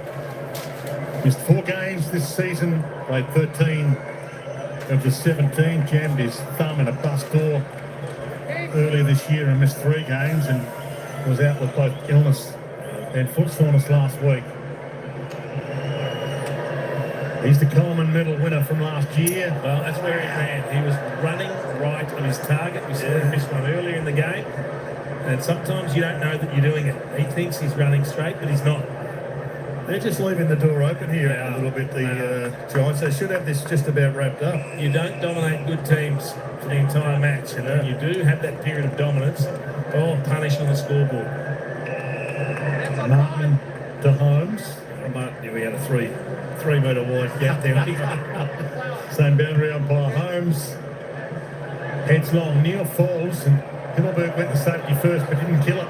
Dempsey opens it up for the chaos. And Briggs back there. Bangs it out. A big lift from Kelly. Stolen by Holmes. Back inside 50. Stanley there. Couldn't take the grab. Buckley the crumb. Himmelberg. Manor stripped him. Had to be gone. No. Has to be. Wow. I don't know how they justified it. Umpire said knocked out in the tackle. Well, but that's okay. But he had prior exactly right. Gee. The rule is if you've got prior, it doesn't matter if it's knocked out in the tackle. He's If you've had prior, taken 5 steps with the football. but surely the overruled if you're the other umpire, or you don't want to make that umpire look like you got it wrong. Maybe. Himmelberg caught. Either way, he got very lucky, Harry. Yeah, he did. Very lucky. A couple of He should times. have taken the mark. Yeah, spot on. And it was a poor spoil that didn't hit the boundary anyway. Very fortunate. Briggs and Neal. Ball knocked to the front of Myers. Didn't have it. There's maybe an even up. Myers will have a shot at goal. And you could argue, as I mentioned, he's the best kick in the team. Normally likes to hit a chest rather than the big opening.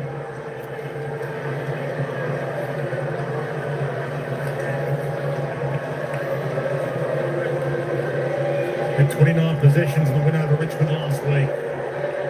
Dominant midfield force. Great assists man, and that's a strange action, but a beautiful result.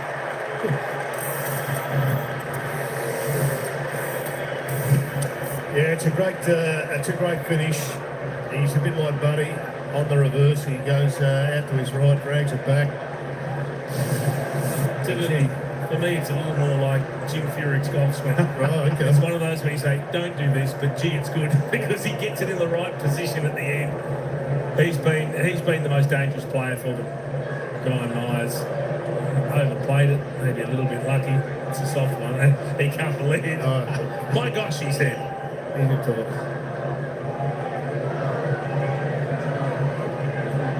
Yeah, they were stiff to miss out on a free kick there.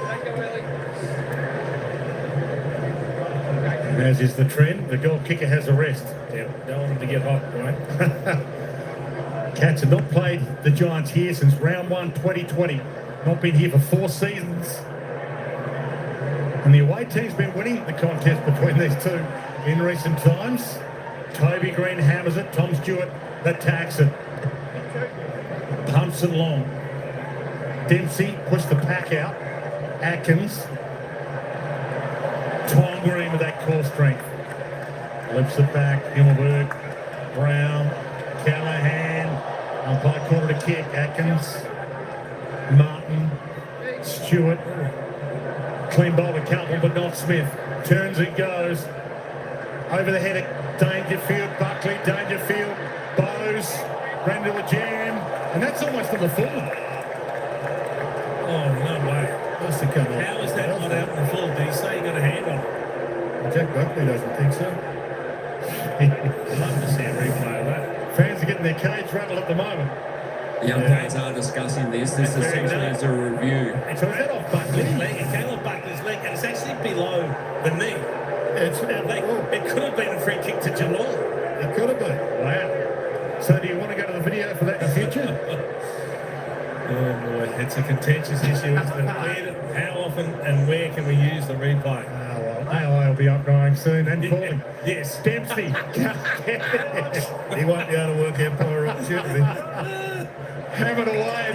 Cut off by Jeremy Cameron. Yeah. You mentioned beware the wounded cat.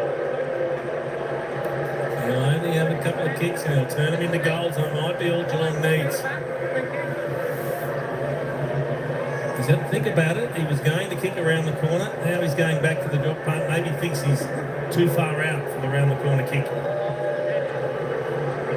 Or the groin couldn't stand up to it. Yeah, perhaps. So, left foot drop punt. Doesn't get the bend that he was after. That's sweet, though. Number 2 in the AFL this year for marks inside 50, Jeremy Cameron, but more on the lead marks than contested. Number 4 for marks on the lead. Not the big pack mark kind of full forward that Jesse Hogan is at the other end. The switch. Fonte takes on close, burns him off, puts him in his vapor trail, keeps going. Munger's one though. Doesn't bowl Stewart. Stood in the hole. Stevens. And the Cats have got their mojo back. Sheen Mullen missed his target. Aaliyah wide. Callahan. Another who likes to run. She's got the skates on. Pumps it long. Pocket. Great grab by Riccardi. Well, it's been one of their problems. They've burst off the half back line, haven't hit targets. Fonte went really hard and put himself under pressure. The turnover was there, but this time they've got a one-on-one and Riccardi's come up trumps. So Jeremy Cameron a miss down one end. Jake Riccardi, the Cat fans watching, no relation. Any struts at the other, and he blows his line there. Love the work from Finn Callahan in the build-up. The running players, they know who's chasing him, Jared. Yeah. He looked at George Stevens and said, I've got you covered for speed. Well, there's that replay of that out before. It's actually off the outside of the shin of Jack Buckley. It is. Not sure why he's epileptic. Played a good bluff. Dangerfield and Buckley. Dangerfield free, high contact. He's feeling hard done by. He feels hard done by Jack Buckley. Every game needs a good filling, and Patrick Dangerfield was off and in. Away from home as Neil gets up there again. Held that one low enough. credit. He did the body work That's early, good, and that yeah. gave him a run and jump. And then he's taking it at a spot that's just so high. Oh, he's got so much potential, Shannon Neal. As Jason rightly pointed out, he does the body work early, gets rid of Leclerc, and he's just got so much athleticism and generally a beautiful kick. Tough to replace the great Tom Hawkins. Shannon Neal is in his sweet spot right now, and he hit that sweet. 7-point game. It's just a simple, efficient kicking technique. He runs straight, he's got a nice ball drop, and he kicks through the ball. And everything's perfectly aligned. And so he's going to kick more than he misses. You can see him calling, he gets a bit of separation. Then the early reach out with the left arm to keep the space there. That gives him a run and jump. And as soon as he gets that run and jump, good luck spoiling it up there. That's a great shot. That's brilliant vision.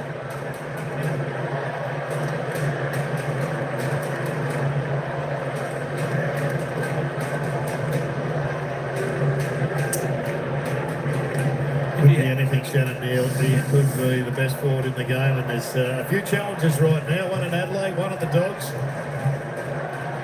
This bloke's a long way behind him at the moment, but he's got the potential to really make a mark on the game. Yeah, a contested mark as well as a few of those getting around, which is great to see. Contested mark is back. Whitfield slung, got it from Callahan, got it to Briggs. Tom Stewart starting to find it a bit. Myers, waste no time, race out to the blitz, who heads wide to the pocket. Neal in the middle of it and plucked beautifully in the middle of the pack by Briggs. He's done some good things in defence. Yeah. He's been important in this third quarter. Saved a couple of goals with his defensive work. Stanley bringing him inside defensive 50. It's not the required. Whitfield has to go. Humphries is going to have to go here. Nice grab. Well, Big 63 from a couple of years ago. It's been an amazing mature age pickup. Shouldn't have given him a wrap. That was a great pickup indeed. But see, the Giants bringing Geelong back into this with their kicking into the forward line. That's better. Toby Green to Cadman. That's a good contested mark as well. He really had to work hard. He had the Tom Stewart fist coming over the top.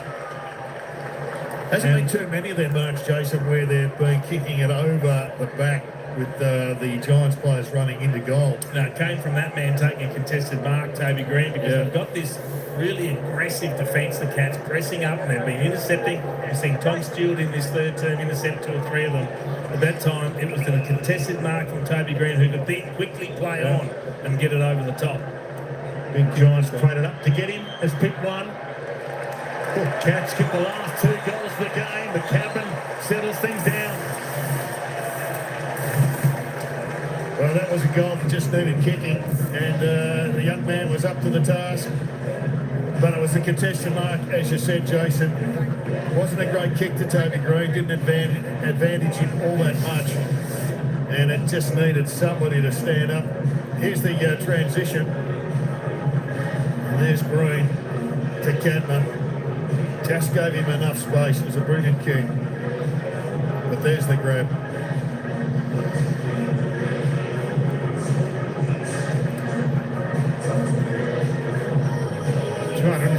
Games now for Toby Green, the Giants captain. Had a cork glute a few weeks ago, slowed his season a little, but he kicked 3-4 last week against the West Coast and just pops up at the right time. Alistair Lynch downstairs. Yeah, Ollie Henry's been subbed in from the Cats. Stevens subbed out. Okay, so second gamer out. Atkins outside of the boot. That's a good grab by Himmelberg as well. And that was a tactical sub as well. Yeah, Wayne. he just hasn't got near it this time, George. But gee, that's a great one. When you can mark it like that, Jason, it's hard to believe he punched the ball away a few minutes ago. Yeah, he does tend to punch it a bit, even though he's, I think at one stage a couple of years ago, he was first and second in the mark of the year. Harry Himmelberg took the 2 best of the season. There is the sub on Ollie Henry. For the record, Harvey Thomas is the sub for the Giants.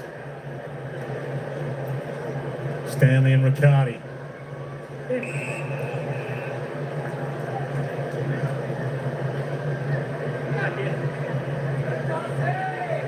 Still doing well in the the clearances, the Giants. 9-4 in this term. Make it 10-4. Ash to Whitfield going the wrong way. Alia. Couple of free bodies. He went wide to Kelly. High. Couple of bounces. No one comes at him. And he should be running corner right because he knows Jeremy Cameron doesn't want to work that groin by sprinting after him. Good point. Callum Brown calling the shots.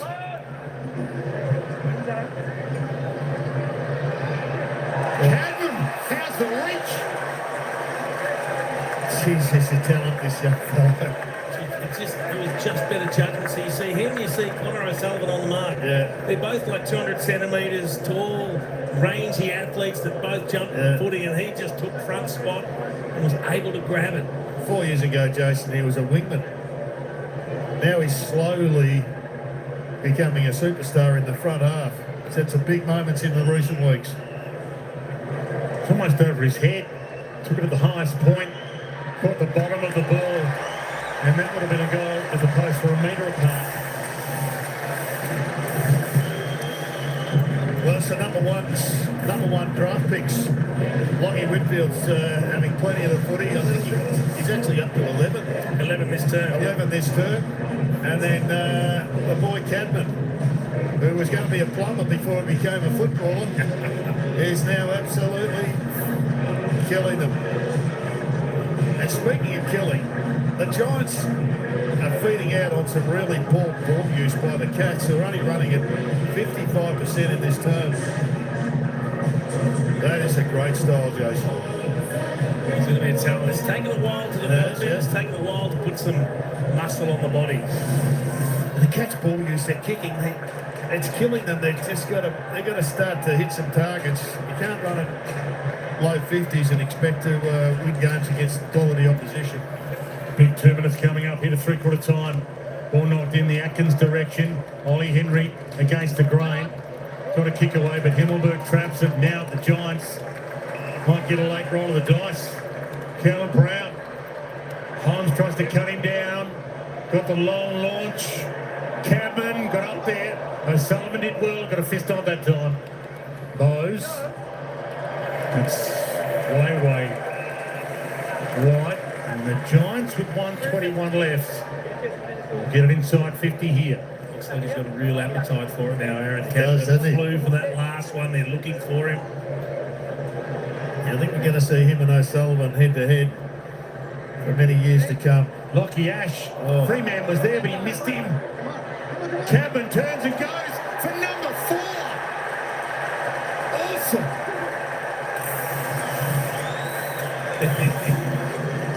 That was all part of the grand plan for Lockie Ash. It was the right option, Lockie Ash. He saw the target. Yeah. He found one in the corridor. He just overshot it. And then it beat all and sundry. It beat everybody. Look at this for mobility, though. Helped when O'Sullivan lost his footing. O'Sullivan. What sort of footwear he's wearing. One bloke keeps his feet, the other doesn't.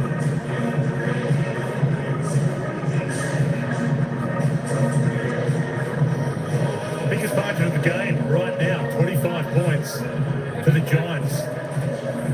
Started the round inside the 8 by just percentage only, 112%. Every little bit counts. 4 points is huge for these two teams. Slammed into the deck. 1 minute still to come to three-quarter time. Atkins gets and goes. The Cats get a late chance. Henry inside 50, knocks it away. Pass splits us. Goes and gets. Myers. Dainty little kick to Mullen. Heads long to the pack. Stanley almost hammered away by Ralston. Dangerous spot to hit. Stringer did brilliantly. Gave it to Callahan and maybe out of trouble. They got the wall up. It was the kick for space. It was icing in ice hockey. Just kick it back there and let the seconds tick. Yeah. Stewart. Tucked away. High contact. Wow, Toby Green was about to pounce Gives them a good chance to set up behind the ball, though. They don't want to concede a late one here. What they've got to sort out at the three-quarter time siren or break is their clearance work. They are getting totally schooled on clearances since quarter time. Mark here and they can have a shot. Up clear. Jones had it down. Just got a kick away in time. Otherwise Neil would have been having a shot after the siren.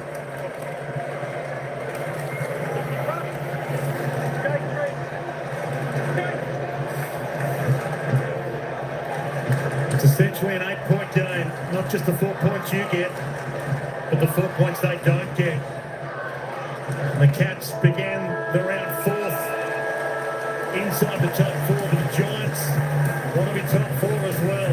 And do not go anywhere. Three-quarter time at ENGIE Stadium in the west of Sydney. 12-8-80 to the home team. The Cats 8-7-55. A quarter to play.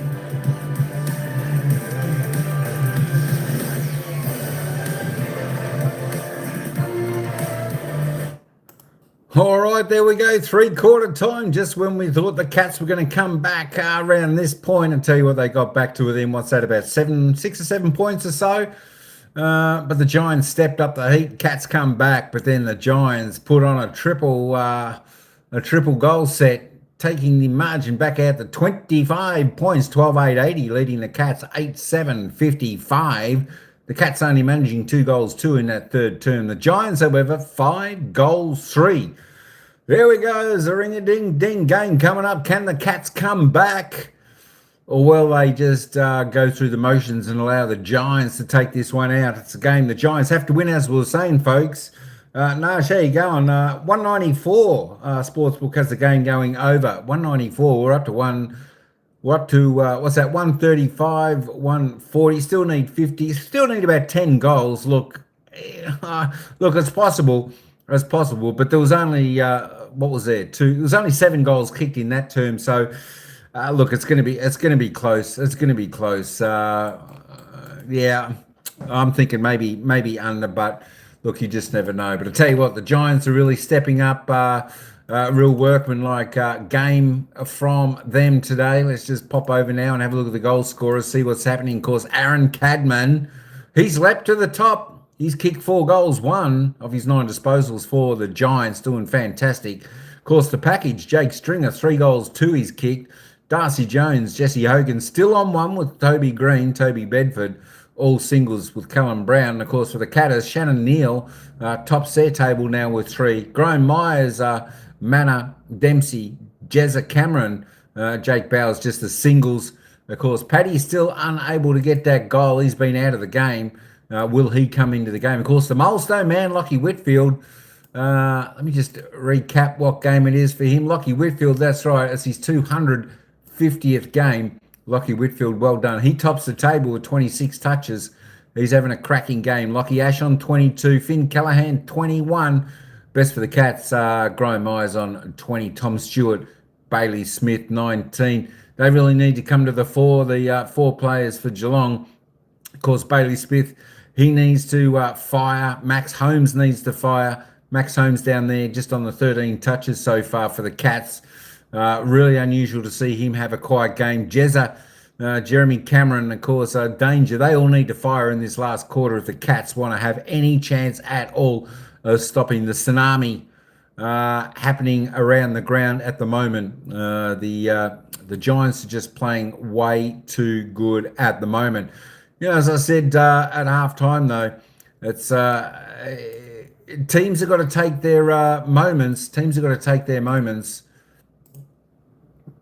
Let me just put it back on there. They've got to take their moments when they get the opportunity. And, of course, I know the Cats haven't done that a couple of times, but momentum swings can happen and they can come with a rush of goals. That's why this game is still in the balance. This game is not over yet. We've still got a quarter to play and it's still anybody's game. It's just if you're a Giant supporter, you just got to be very happy where you sit at the moment. 25 points up, of course. They withheld the Cats' pressure when they started to come back a little bit in that third term. to re-establish the lead again, the Giants, and just kick away a little bit more. So performing like a real good team. Look, they're coming on. They're coming on strong at the right end of the season. That's what teams need to do. They need to get into some good form now to run out for the final few games of the home and away season, leading into the finals. That's where you want to be peaking. All right, folks. Hey, let's get back down to the action. Xiaomi Mi, Chia, shout out to the Guapa famous one, Chia in the house. Thanks for coming, gracing us with your presence, like having royalty in the house. Sana all. But there we go. Let's head back down to the ground for the final quarter. It's going to be action-packed, I'm sure of it, this final quarter. So stick around, folks. Stick around. It's the Giants by 25 points. Can the Cats make a miraculous comeback? Can the Giants hang on for a tough victory? Let's head back down to the ground for the final quarter. It's been very good, and I think a lot of fans here are very excited with what they've seen and what the future might be. Yeah, well, he's on the end of some fine kicking, but that's on the end of some really poor kicking. 4 out of 5 goals from turnovers in that term for the Giants, and Geelong's just got to get better at their kicking. Jason, it was well and truly below their average. It's a big quarter of footy from Aaron Cadman that's turned the scales, tipped the scales in favour of the Giants. You can see Chris Scott having plenty to say about how he wants to attack, how he wants them to move the football, because they've broken down. We haven't seen the run from Holmes and Bailey in particular. They haven't been able to get it done. The Giants' midfield has been exceptional, so that's what they can do at the moment. You look at the live ladder, they need to keep winning to entrench themselves in that top 8. Wins like this go a long way to helping you play in September. Well, when you consider Hawthorn play after this, they can go to 48, and the Gold Coast have got a game up their sleeve. All of a sudden, the Cats, if they drop this one, they're going to be fighting for a top 4 spot. Yeah, that'll be a win. A top 8 spot. That'll be a win above 9th. And the Giants will be percentage outside the 4. Massive last quarter coming up. Fantastic to have your company wherever you're watching. Essentially an 8-point game from the ball up. Callahan's had his own sharing at times. Keeps it in front. Toted off the deck. Stewart. Little injury early, but he's continued to fight the fight. She turned it over to Brown. Oh, danger early. Bomb. Jack Henry stood under that with some poise. It's a strange kick. Brought rain. Jack heads wide. Blitzarves manoeuvred his way into it, and then he's almost thrown that away. Kelly got him. He gave it away to O'Connor. Thrown it twice. More of the bizarre. Crowder onto it. Good rolling tackle by the tackle machine in Atkins. Number 1 tackler in the game. Whitfield. Inside kick, and here goes Callahan. The flying fin on the run. Heads wide to Cadman. Oh, brilliant. Gee, the kid's good, but he's up and running. He chips it to Stewart, though. He thumps it out. The Cadman's hands are so strong. Yeah, this is probably his best display over a 40-minute period. He is really showing everybody why they recruited him. Slipped a little bit probably after this contest, the way he landed, Jesse Hogan. Been a tough day, just the 3 possessions for 1 goal, 2. He's coming off foot soreness as well. It's a bizarre shot at goal. So was out last week with illness and foot soreness, Jesse Hogan, so that might be the issue. So Toby Green corrals, did pretty well there. Pressurised the kick. Neil all the way to half back. Tap down to Callahan. Hits the hot spot. Ball hits the deck. Bedford feeds it off. Briggs. Cadman. Did they go 15 metres? 20 up. Went 6 metres. Yeah, 6 metres over his head. Oh, geez, a big kick, isn't it? Yeah, good kick is 5th. Comes off the back with another hack kick out of defence, though, by Geelong. They really have struggled under the heat.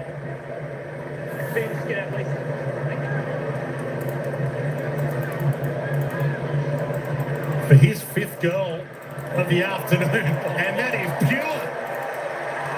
Biggest margin of the game right now, 31 points. I tried to envisage this was going to happen, Jason, at the 25-minute mark of the first quarter. I don't think anyone draws up this play. The ruckman kicking it over his head and it travels about 6 or 7 metres and then it's marked. Maybe it's travelled 8 or 9 metres. It certainly doesn't look 15.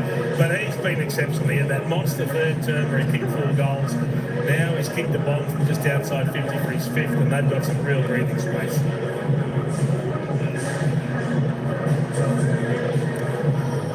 The cancelled one, Lewis Stewart just healing a bit of a crook ankle, and the other end of the ground, Jeremy Cameron coping with a groin or a hip.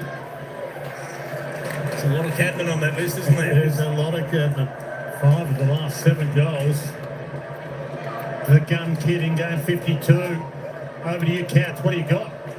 Smith outside of the boot. Ash again on track for All Australian. Yet to get a Brownlow vote in his career, 118 games, but he's going to rack up a few this year. Whitfield inside. O'Halloran outside. Kelly. Decent moving the Cats all over the place with their angle kicks. Spears it to the pocket. Grab on Humphreys. That could have been 50 very easily. Jesse Hogan just knocked it out of Humphreys' hands after he marked it. Myers not the required. And Jakey Stringer mauled him. Ball, surely. It has to be. How can they not be holding the ball? The sympathy rule. You can't have a sympathy rule. That's ridiculous. If you're going to call a play on not 15, you're You're going to kick the ball less than 15, you've got to expect to get some heat. And we've seen players ping before for that same thing. And Jakey actually looked after him when he came in the tackle, was very careful not to give away a free kick. Only in Australian rules can both players get up and beg to question the umpire. Atkins ran into Toby. Launched away. Dangerfield beaten by Buckley again. He has been terrific, Jack Buckley. Sam Taylor expected back in a couple of weeks with a toe injury. Stephen Cornelio played in the reserves earlier today. Just the 7 possessions to Paddy Dangerfield. Hogan gets up there. Not the second grab. Pursues it. Whitfield enjoying game 250 at the moment. To Jake. Got to break through Guthrie. Gave it up to clean Tom Green. Not quite this time. That could have been the final nail. And it might be a case of last roll of the dice, Dangerfield on ball. He's off for a spell at the moment. Maybe he comes on and has a roll on the ball, but he's struggled to find the footy today. Stewart wide. I mean, Bailey Smith has had 21 possessions, but no impact. He hasn't had the run and carry. He's kicked it at 54%. He's only had 3 score involvements. None of the other midfielders. Ryan Myers has come up and played like a high half forward mid, but none of the other mids have got it. Holmes has only had 13 possessions. Atkins 13 possessions, so it just hasn't worked for him. Giants still have their sub to bring on as well. Harvey Thomas, so a fresh man sitting on the bench whenever they want to get him involved. Manor trying to get involved there. Scrubber kick, Ollie Henry, Cats up, gets it to Stanley, and now Dempsey can go. Manor on the outside, can he hit a chest? He's got a 2-on-2 and he hits Neil. Lace out to keep this game alive.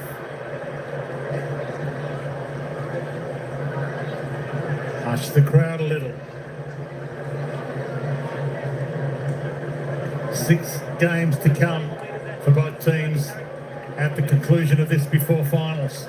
Neither team guaranteed of a finals berth yet.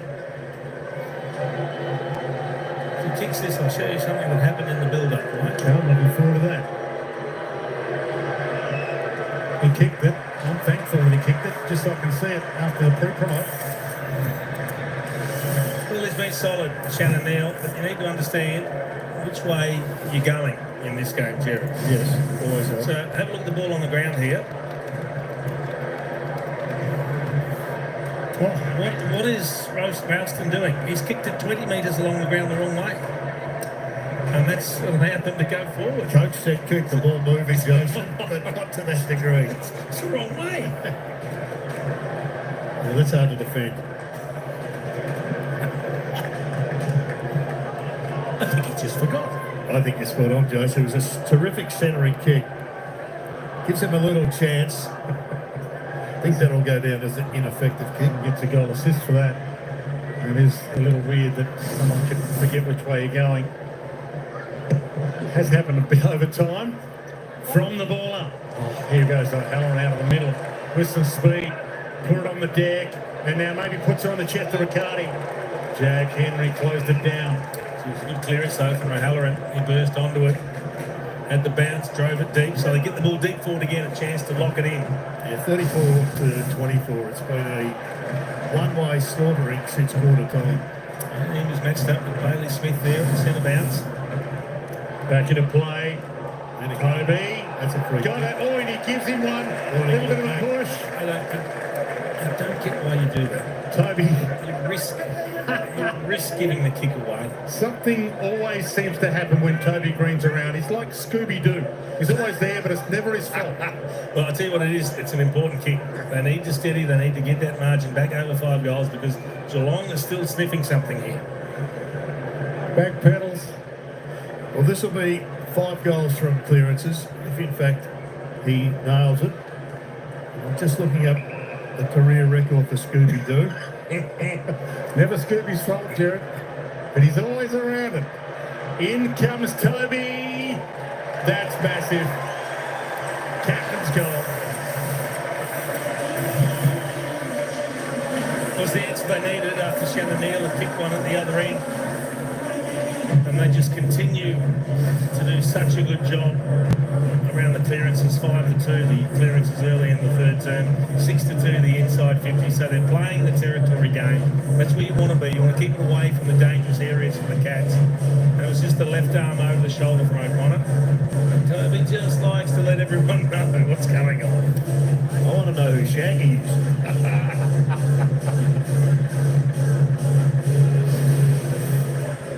They're a threat, the Giants. Oh, yeah. Yep. They've timed their run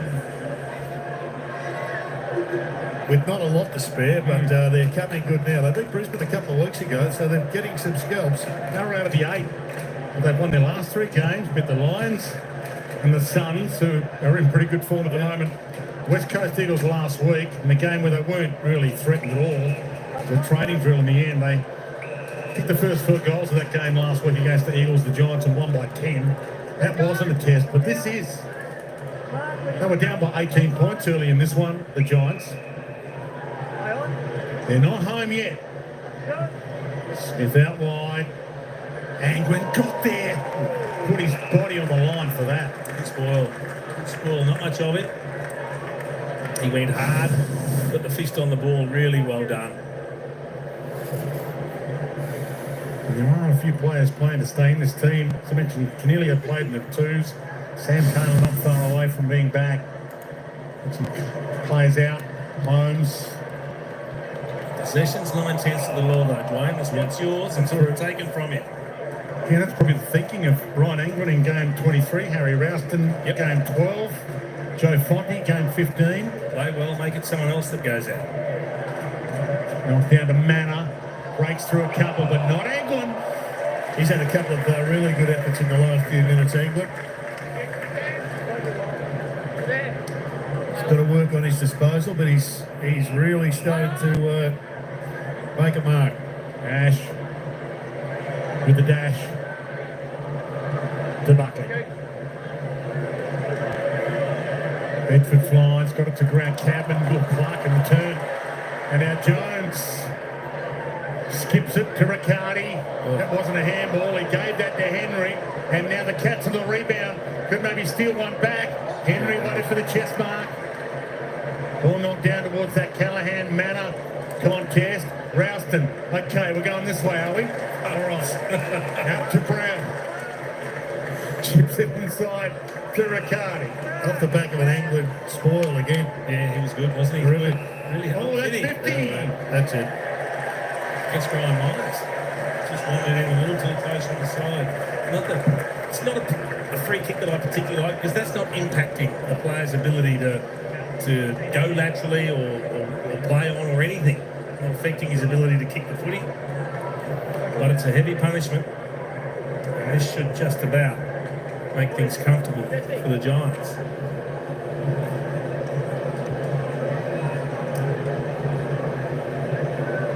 Good crowd in for this one. And from 18 points down, they're now 38 points up. Yeah, it's a 56-point turnaround, Jared. That's massive. Oh. You don't do that to the Cats too often. No, the Cats started incredibly well. The Giants were poor, just kicking it back to the Cats. They've gone in, the Giants, and backed themselves with some young players. Have a look at Gun Anglin again with this spoil. Comes off the man, bang. He has had a couple of really good solid efforts in this last quarter where he's read it, and his spoil generated this front-on attack at the goal. He's a long way away. Myers. It's too big to protect the area. That's just a really harsh penalty. Should there be a feel of the game parameter allowed for the umpires in that situation? It makes it too difficult for the umpires then, I guess. It changes every week anyway. Yeah.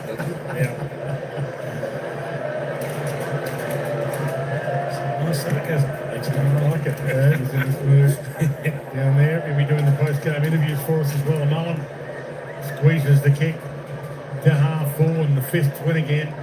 Ash, Iden, chips it out wide.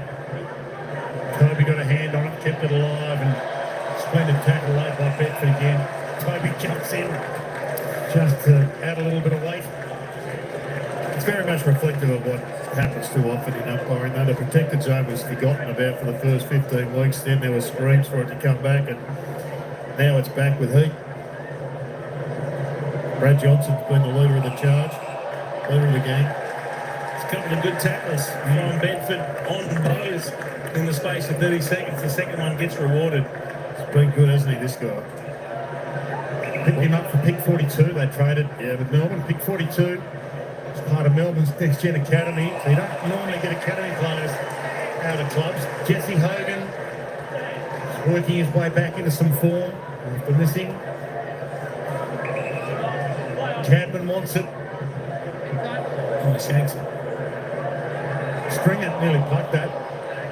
Toby fend off, and now he knows he's cooked. Yeah. He knew it. He said, well, I'll be as slow as I can, allow us to set up, and hopefully we can stop them from exiting. So Stewart puts that up for Humphries.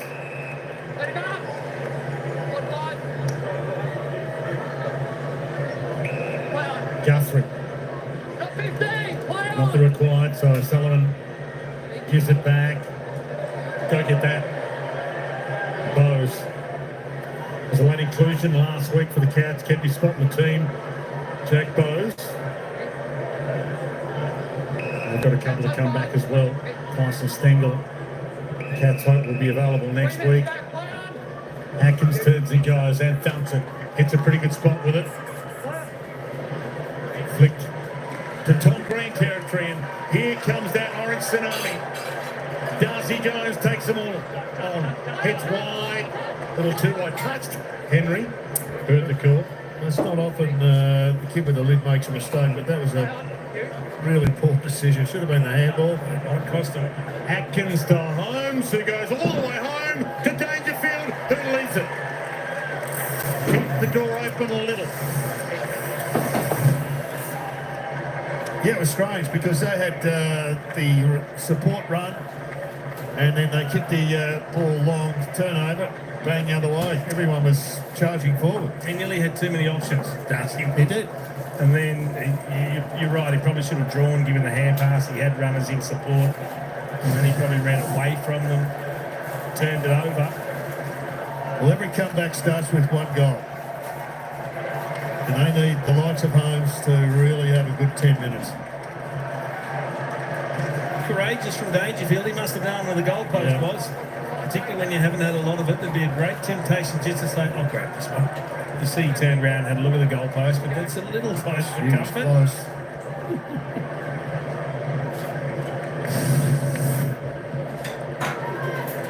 Stanley does the right work against Riccardi, so they've got their less experienced ruck in there, the Giants at the moment, and the Cats win it because of it. Mullen heads to the pocket, had a few options down there, Dangerfield amongst them, and she going to keep that alive, and Cameron's hurt again. He was bodied out of it there, Jeremy Cameron. He's had a really tight tussle. White's done a good job. injured or not. Stanley gets to the front. And free kick to Callahan. Possession number 26 coming up for Finn Callahan. Good again. Big metres gained, guys. Well, 37 possessions, 854 metres gained last week. He's a forward-moving, ground-taking star on the rise. Again, never been All-Australian, Finn Callahan, but he's got to be a contender this year. 7 clearances today as well. No hurry for the Giants, and Ash takes his full allotment. Cadman with a huge float. Cadman free. Just got helped along a bit, I think. He can go back and have another shot here, take his time. Don one from outside 50 before. Yep. Why not kick number 6?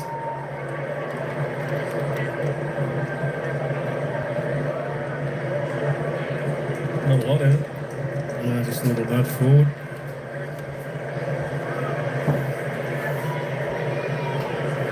Arguably his best game. Aaron Cadman. They picked one, they put it up to get him, and King Cadman making a statement with the flex. The double cobra. He's filled out a bit, Jared. Yeah. He's got the guns. All sorts of muscle there, Jason. Gee, Ally, has he kicked the ball well? He has just threaded it through the middle on numerous occasions. What's he up to now, Brian? 6. Career best. Says a little nudge forward, but might have been a bit lucky, but nevertheless, he's just gone back and nailed it. Brilliant show from the Giants. He's had the hips a couple of times in his career as well. That's happened today. That has been clean. He has buried the hips. They got some questions to ask down at the Cattery. Bailey Smith wouldn't have played a worse game than this. I think he's in the bottom 2 players rated on the ground. He's averaged 32 possessions a game this season, Bailey Smith. Yeah. Hasn't done much damage with anything today. 22, and as you mentioned, here he is with 23, but hasn't dominated. Atkins, a little slip, back to Smith, floats. Ollie Henry jumps in, gets the crumb. Jones cut him down. Blitzars with a half throw. Aaliyah, who's been brilliant. And meat the sandwich, Blitzars, all up. Any chance they'll use their sub at all, or will they be one of these teams, Lyncher, that don't jump? Been a couple of subs unused the last couple of years. Well, it's fair to say Harvey Thomas has been walking around behind the coach a few times. The old star jumps, just trying to get on, but not yet. Stringer, little paddle, he was going too quick for his shoes. He was trying to play basketball. He was. Wanted to keep tapping it and get it to bounce up. Didn't happen. I've heard a couple of clubs, Lynchy, when it gets to this point, they don't use them because they'd rather them have 4 quarters in a reserves game if such a thing exists tomorrow. No, today. They played today. They played today, and Harvey Thomas just got the nod. The shirt's coming off. Okay. Not sure who's going to be subbed out yet. I think maybe Jesse Hogan's going to walk to the back of the bench just for a spell. At least it means he'll be doing less 200s after the game. One less. They still do it. Yeah. Back inside 50, Stanley. Not quite. Little fumble. Myers. To the pocket, to close. He's an outstanding kick, Brian Myers. Who would you take off, Jason? Give one of the older blokes a spell? Yeah, no. Jesse Hogan's come off. And the Okay. more humorous thing is he's put on Harvey Thomas's t-shirt. I wonder what's going on with that foot of Jesse Hogan's. Whether he's got a hot spot there or a little strain. Pretty good. More than pretty good. From Brad Clyce. There's another beautiful kick from Brian Myers to set it up. He gathered the loose ball. He really only had the one option, and he was working very close to the boundary line. So he hits the target, he gives Brad Close a shot for goal, but he's still got to go back and finish it. He kicks the check side, it's a beauty. He really only had the one option from there. And that's a perfect kick. Can't be spoiled. It was a quality finish.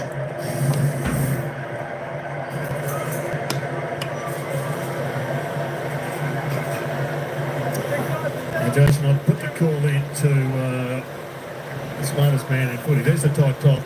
His sleeves need to go a bit, don't they? Put the call into champion data. I want to know if Harry Rouston loses Eagles game for keeping it the Wrong way. That's a good call. Brian Myers is the top-rated player on the ground. It's 22 possessions, 7 score involvements and a goal. Briggs in the ruck again. He started all this. Kieran Briggs dominating the ruck. No ball. Guthrie waited for the bounce. O'Sullivan. Blitzarves. Lear got there. Close. Little knock away. Briggs again. Back to Ash. Here goes the tsunami again. Long kick. No handball chain this time to Cadman, whose hands have been superb. Had his pocket picked by Halloran. Wins himself a free kick or a mark. They paid the mark, which means Halloran can't play on. Had it been a free, he could have.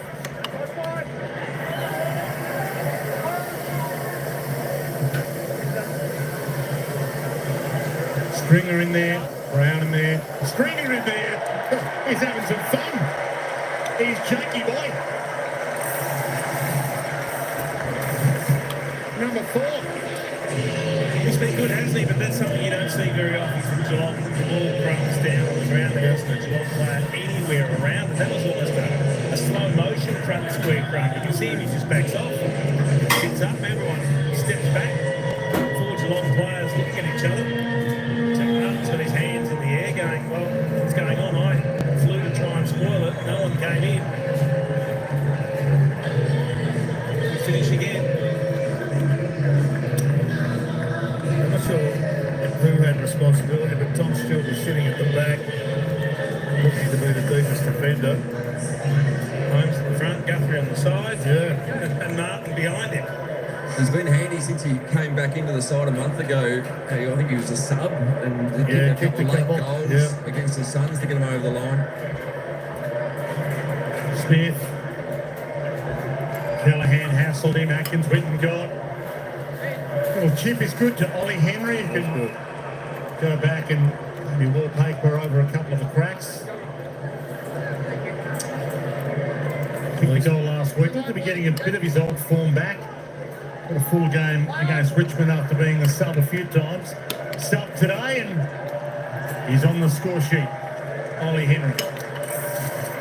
Yeah, on the back of a 7th clearance from Tom Atkins. He's had to lock down on various players during the day, but he's also kept on working hard, and made a contribution.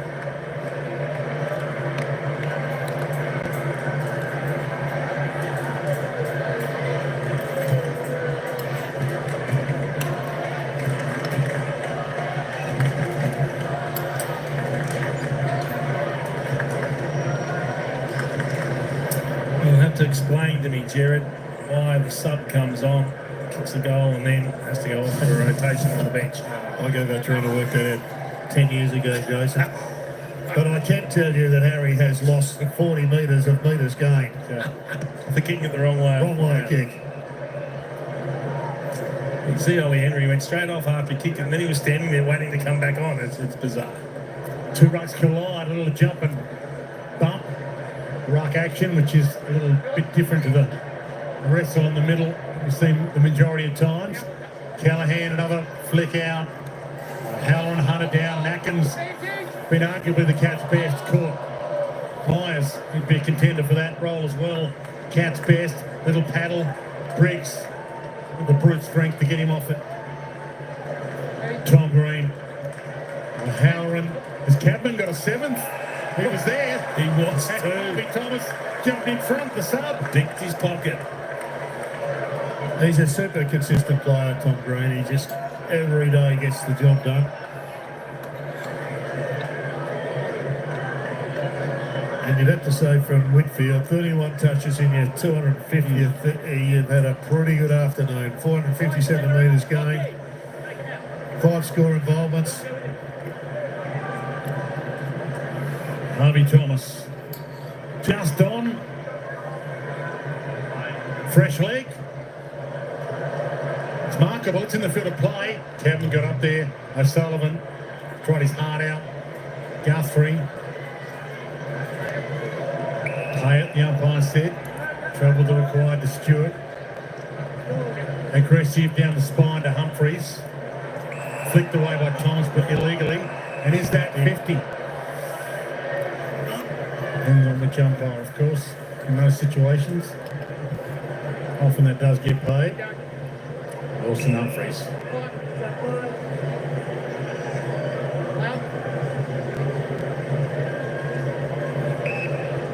So tight in the 8. All the way down to 9th. Percentage might be a factor. The Giants really needed a little piece of percentage as their boost. Holmes off and running, chips it. Good mark to Neil. He's been a shining light. Hasn't had a lot of it. This will just be possession number 7, but he's been very efficient when he has had it. 4 goals lining up for his 5th.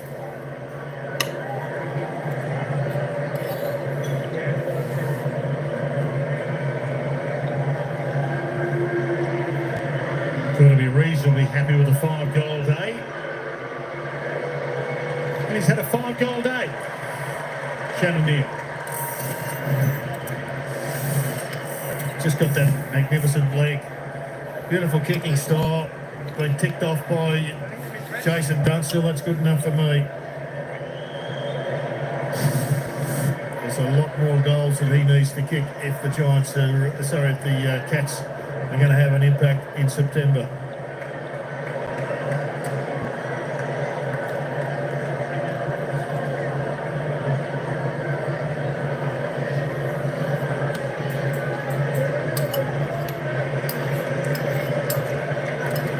Cats are back to GMHBA Stadium next week. In fact, 3 of their last 6 are at GMHBA. For the Cats, the Saints, the North at Marvel. A number of those teams are in the 8. Pretty cruisy run home if you're looking at things from needing to win games to get into the finals. I think they've got a very good run home. He always plays a long game, Chris, but he'd be concerned at how few good players he's had today. I mean, blokes that have had a really good afternoon. Guthrie. Number required. Toby's. Oh, he just shrugged him last second. Toby thought he had him. Good fist away. Aaliyah. Pumps it long. Stewart's up. And another intercept mark. This time on Cadman. So the ankle looks okay. Holmes holds it up. Manor. Run back onto it. Harvey Thomas pursued him. O'Connor slung. Handball out. And rolls to the boundary. For the record, the Giants also 6 games to come. Essendon at Marvel next week. And then Sydney back here at ENGIE. So their next 2 games also against teams outside the 8. Gee, it's been a day where the big boys have struck back and struck back hard. Phil Thorpe, Lawton, Neil, Cadman all kick 5 or more. They're not dead, the dinosaur forwards. They've struck right back. Cadman, his best ever afternoon with 6 so far. See if I can get it forward for him to get a 7th. Buckley about to send it. Fist away from Cadman, it's a long way from home to get number 7, but he gets a round of applause from the faithful. Got some dangerous men forward. Hogan, Stringer, Cadman, Toby Green. It's a fair forward line when it's firing. And there's Jeremy Cameron and Patrick Dangerfield having a chat about what the in-flight meal's going to be tomorrow. Barrel from O'Halloran. The Giants chant started to ring around ENGIE Stadium. Cadman lays a tackle. Umpire says, I'll have it. Adam Kingsley's 3rd season as Giants coach. They've never won a flag.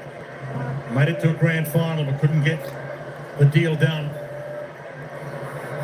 As I mentioned last year, they led by 7 goals in the semi-final here against the Lions and lost it. The Lions went on to win that flag as Dempsey launches and Kelly calls for the safe catch.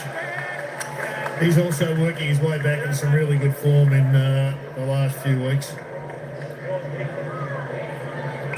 Liam.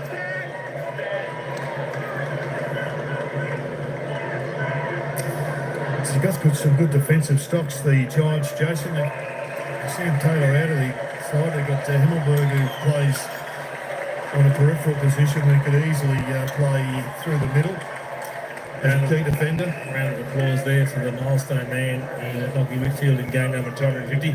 It's been good from Himmelberg because he moved up the field for old Gerard, and to me it felt like he almost lost the ability to play like a defender again. A bit too busy hunting the footy, but he's been really good flying, spoiling, intercept marking today. Speaking of flying, Cameron, he also had another crack at it. Free kick again, free kick. Yeah, it's good to watch that, right? It is. They're a threat, the Giants. And the Giants slay a giant today. Demolished the Cats by 26 points in the end. 18 down to 26 in front at the final siren to celebrate with Lockie Whitfield in game 250, just the third Giant to play 250 games for this club.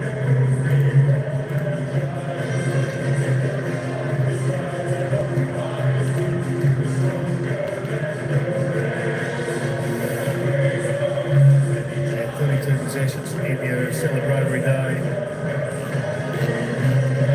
Coach has done a great job with this club, Jason. He really has brought his own method. Resurrected. It took a little while to get going, but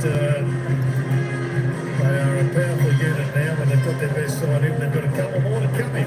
Yeah, and they need players like you mentioned, Josh Kelly, still struggling to find his absolute best, but if he does, they become a different lineup. That man there, Aaron Cadman, one of the best. He kicked 6 goals from his 15 touches. Let's head down to Alistair Lynch.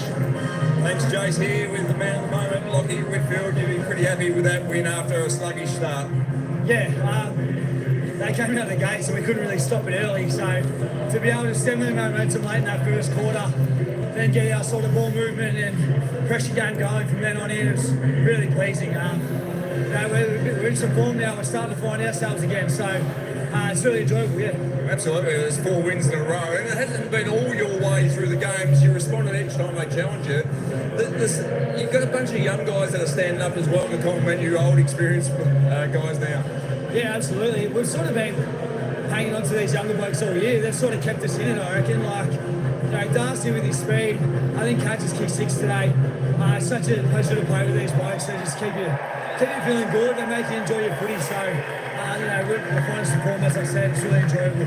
A special night for you and your family, no doubt, to be the third person to play 250 games for this great club. It is. Wardy and Tobes are blokes I look up to, and I get to be with them every day. So, that's great. And, I know it's just a fun club to be around, and I'm just really enjoying my footy at the moment. Must be a special moment up there as well. The banner comes down. Tell us a little bit about that. That's a really carry on, I think. Yeah, good footy club. It's good how we celebrate our old blokes in these sort of ways. So they make you feel really loved, and just a good win, mate. Happy to be here. A bit in this song, I suppose. Never walk alone. Oh yeah, I'm a big Liverpool fan. Somehow they've just carried that all week. That's awesome. I just loving it, mate. As I said. What about the family? Getting big numbers up here. A few tickets, no doubt. Yeah, well, all the boys are dirty as on me because they paid all the flights to Perth last week. So, but you know, they're loyal mates and they've come up again this time around. A lot of family, so we get to celebrate tonight now. Well, congratulations, just one before you go. You mentioned a couple of young guys, Aaron Cadman. You did kick 6 tonight. He's shown glimpses over the last sort of 20 games that he really can go to a high level. Yeah, his season's been unreal, and he's really starting to break through. Him and Jesse have a great combination, so he's going to be a star of the comp for a long time. Just want to give a shout out to my dad, who's in hospital, wasn't able to get here as well. So thinking of you, old man. Yeah, absolutely. You better go enjoy this. Cheers, mate. That's a beautiful song. Share that passion with Lockie Whitfield for Mighty Reds, Liverpool, mate. Lovely big banner as well, rolled down. Terrific.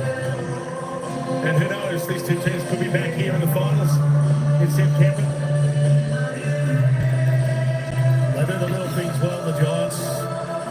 All right, folks, that's enough of that song, Walk Alone. My God, what is this? What is this? Yeah, Liverpool or whatever. I don't know why they're doing all that song. Anyway, they're cheering off Lockie Whitfield now from his 250th game. Let me just see if that song's finished. A smile on his face. He has had a great day. He's carrying it in. Nah, they're still going. They're still going. Anyway, hey, let's get through a little bit of this and we'll take you down for the song and a bit of a wrap up from the commentators. I tell you what, who was saying it earlier? Naja was saying Sportsbet had this game at 194.5. I tell you what, they made it by a point and a half, 196 total. 17-9, 111. The Giants, the Cats, 13-7, 85. I tell you what, it was a bit of a goal scoring spree in that final term. The Giants putting on 5 goals won. The Catters, 5 straight goals. Wow, 10 goals won. In that final term, Ryan, can you believe it? Giants are the new Celtic. My gosh. You know what? Other clubs, other sports around the world need to be like AFL because AFL is the greatest game in the world. Make no mistake about that. Definitely the most exciting. At least we kick a few goals here. Liverpool lucky to kick 1 goal each time they go out. There we go. But you know what? It's not a bad game. To watch, especially if it's the final 5 minutes of soccer. But hey, if you like soccer, that's your thing. That's okay. All right, let's have a little bit of a look at some of the stats because it was a what was that margin? 26-point margin. I think the Giants took the foot off the pedal a little bit. They were just too good all the way around the ground. Again, today we have seen another top 8 side put in 4-quarter performance. As the Giants did. Well, they'll probably actually a little bit on the back foot in the first quarter, but after the first quarter, they sort of took control of the game, and it was like the master versus the apprentice. Strangely enough, saying that the Cats are the apprentice today, but they certainly were. The Giants are way too good. At least the AFL is the least violent. That's right, it's the least violence, and they're probably the fittest players around. So yeah, I know. Actually, you know what? Soccer players are reasonably fit. They run up and down a little bit. Rugby players are pretty fit, but yeah, probably AFL players are probably just as fit as they come. Unless you know what? Unless you're talking tennis.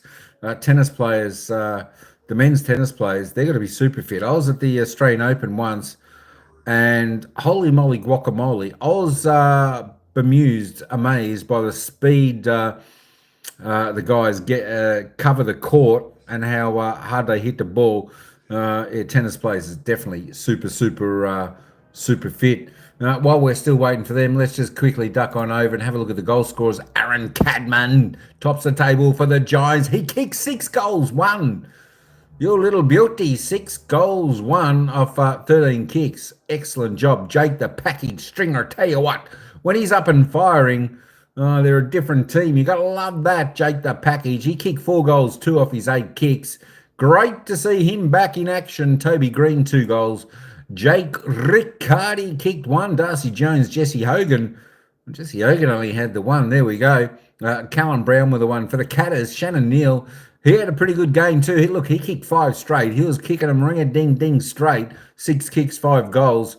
Can't ask much better than that. Graham Myers had a pretty good game there for the Cats with a single. Should have been 2, but he got a single. Manna kicked 1. Max Holmes ended bobbing up with 1. Oliver Henry, Oliver Dempsey, Brad Close, Jezza Cameron, Jake Bowie's kicked the goal. The Ball Magnets out on the ground. Of course, the man of the moment celebrating his 250th. Lockie Whitfield. Lockie Whitfield from the Giants. 32 touches today, 22 kicks, 10 handballs, 11 marks, a tackle, a clearance. The only person on the field today to hit that 30 disposal or more. Daniel, how you doing? Happy Saturday, Daniel, and everyone. But yeah, Lockie was the only one who touched over 30. Of course, Tom Stewart got close for the Cats. He got 29. Always plays a pretty good game. Finn Callahan, 29 for the Giants. Lockie Ash, 27. Bailey Smith ended up lifting his tempo a little bit, 26. But look, the big guns really didn't have that impact for the Catters today. and their second, third string players just struggled a little bit. Maxi Holmes, just a 17. Look, he's probably normally the leading possession getter out on the ground, but just a quiet game from him today. Lee Collier was pretty good, as I was saying, 16 for him. Josh Kelly with 15. Himmelberg, 15 there for the Giants. Aaron Cadman, as I said, 15 touches, 13 kicks, 6 goals, 1. Fantastic. Brad Close ended up with 14. And Jack Henry ended up with 14 there for the Cats. Let's go down. We'll get to some of these big names. Jake the Stringer Package. Tell you what, you just gotta like this guy. You just gotta like him, especially when he's on. He just does some things that, yeah, he's a bit of a special player. 11 touches, 8 kicks, 4 goals, 2 with the clearance. Well done, Jake the Package. Toby Green just with the 11 touches, 2 goals. That was pretty good though for him. But if you have a look down the bottom, you'll see the couple of the stars down the bottom. Paddy Dangerfield, 7 disposals, 5 kicks, 3 behinds. Jezza Jeremy Cameron, 5 disposals, 4 kicks, 1 goal, 2. 12 disposals in total. If you add them up for Paddy Dangerfield and Jeremy Cameron, they are normally the 2 guys that really do set Geelong alight. But they were just super, super quiet. And it's any wonder that the Cats couldn't get up in this game today. Plus 24 disposals overall for the Giants today. And, of course, 56 to 60 inside 50s. Look, Geelong had plenty of chances going inside forward 50. They were plus 4 on that count to the Giants. It was 26 scoring shots to the Giants to 20 for the Cats. So definitely used it a lot better going inside their forward 50 were the Giants. The free kicks, pretty tight, 23-26, plus 3 to the Cats. There you go. The hit-outs was the Cats' way there, plus 10, 30-40. The clearances, a little bit better done by the Giants. Well done. Centre clearances, 20-13. Whew, well, there's a lot of goals kicked today. Plus 7. Always helps when you get first touch on the ball out of the centre. Stoppage clearances, not a great deal in it there. Just a 5 in the stoppage clearances. Contested possessions, well, there we go. 142 apiece. You don't get much closer than that. Only 18 in uncontested, so that's pretty all right for both. Reasonably high turnover game for both teams, 73-72. Look, it was a fast-paced game. And you know, it's hard to really be always clean, not turn the ball over when you're playing at such a quick tempo early on in the match. The marks only 5 the difference. Giants way. Marks inside 50, 10-13. So there you go. The Cats had their opportunity. You just got to kick them straight when you get the chance. Contested marks just 1 the difference, plus 1 to the Cats there. And of course we just dropped down there to the defence. The tackles, well, at least the Cats will be happy there. Look, both teams really under their season average today. 47 for the Giants, 54 for the Cats. So, look, both teams probably brought equal pressure. Perceived pressure was a little bit more by the Giants in the eyes while watching. Tackles inside 50, 9-6. Still, look, both teams going forward. This is an area that both teams need to really lift on, especially going in to the run home and when they hit the finals. This needs to lift immensely. I tell you what, if you're not a pressure side and you can't put pressure on the opposition, you're just not going to get their finals, go very far in the finals, that is for sure. If we have a look at the live ladder now, that is the live ladder, and if you're a GWS Giants fan, you will be very, very happy. You have just moved up into seventh position. Of course, you have leapfrogged the Western Bulldogs, who got beaten today, so you are a game clear. That's right, you are a game clear, sitting inside the top 8, sitting 7th position. The only worry, of course, for the Giants is that low percentage of 113, the low percentage. Of course, the Doggies are 129. And, of course, for the Geelong Cats, who remain in 4th position, lost probably about 6%, somewhere around there. They lost a fair bit of percent on today's game, I think. Still sitting 4th. That being said, folks, Geelong do have the easiest run home to the finals. They don't play anyone else in the top 8 now. So the Cats will be smiling, and I think they're back home at GMHBA Stadium next week playing the Saints. So that is going to be a good game. Of course, who else have we got there? Geelong. Yeah, Geelong going to be playing the Saints next Sunday. That's a just after lunch. That's a 1:10 p.m. Start time. Sunday week down there at GMHBA Stadium. And of course, who do they play today? The Giants. Well, I'll tell you what. The Giants have got to travel to Marvel Stadium where they'll take on Essendon. So you would think the Giants would win that, consolidate their spot in the top 8. The next game we're going to go to, folks, you've got a little bit of time. You've got time for a little bit of dinner, grab a coffee, because it's about 55 minutes away before we're going to head over to the next live. And of course, that next game coming up, folks, is going to be a ring-a-ding-ding game. It's going to be something for you Giants fans out there to keep a close eye on the next game we're going to be doing. And of course, that is Fremantle. The Fremantle Dockers sitting there in 9th position. They're taking on Hawthorn. There we go, taking on Hawthorn. So, Giants fan, if Freo get up and win, and they beat Hawthorn by a good margin, you could just as well jump up into the 7th spot and go above Hawthorn. There we go. And of course, if Fremantle win, they'll go above the Dogs into 9th, into 8th, and the Dogs will drop down to 9th. So it's really going to be a fascinating game. The next one coming up, Eddie G in the house. Cool dude. Santa All, we're going to be covering your game next, young man. Tell you what, it's going to be a ring-a-ding-ding game. And tell you what, we're all cheering for Freo. We're all cheering for Eddie G. That the mighty Freo can actually do it at home against the Hawks. I did have a look before. Now I just can't right there. I'm just going to have a look at the last few encounters.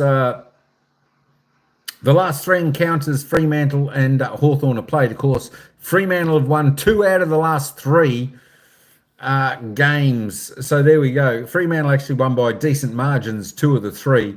And then, of course, last time they met, Hawthorn won by 13 points.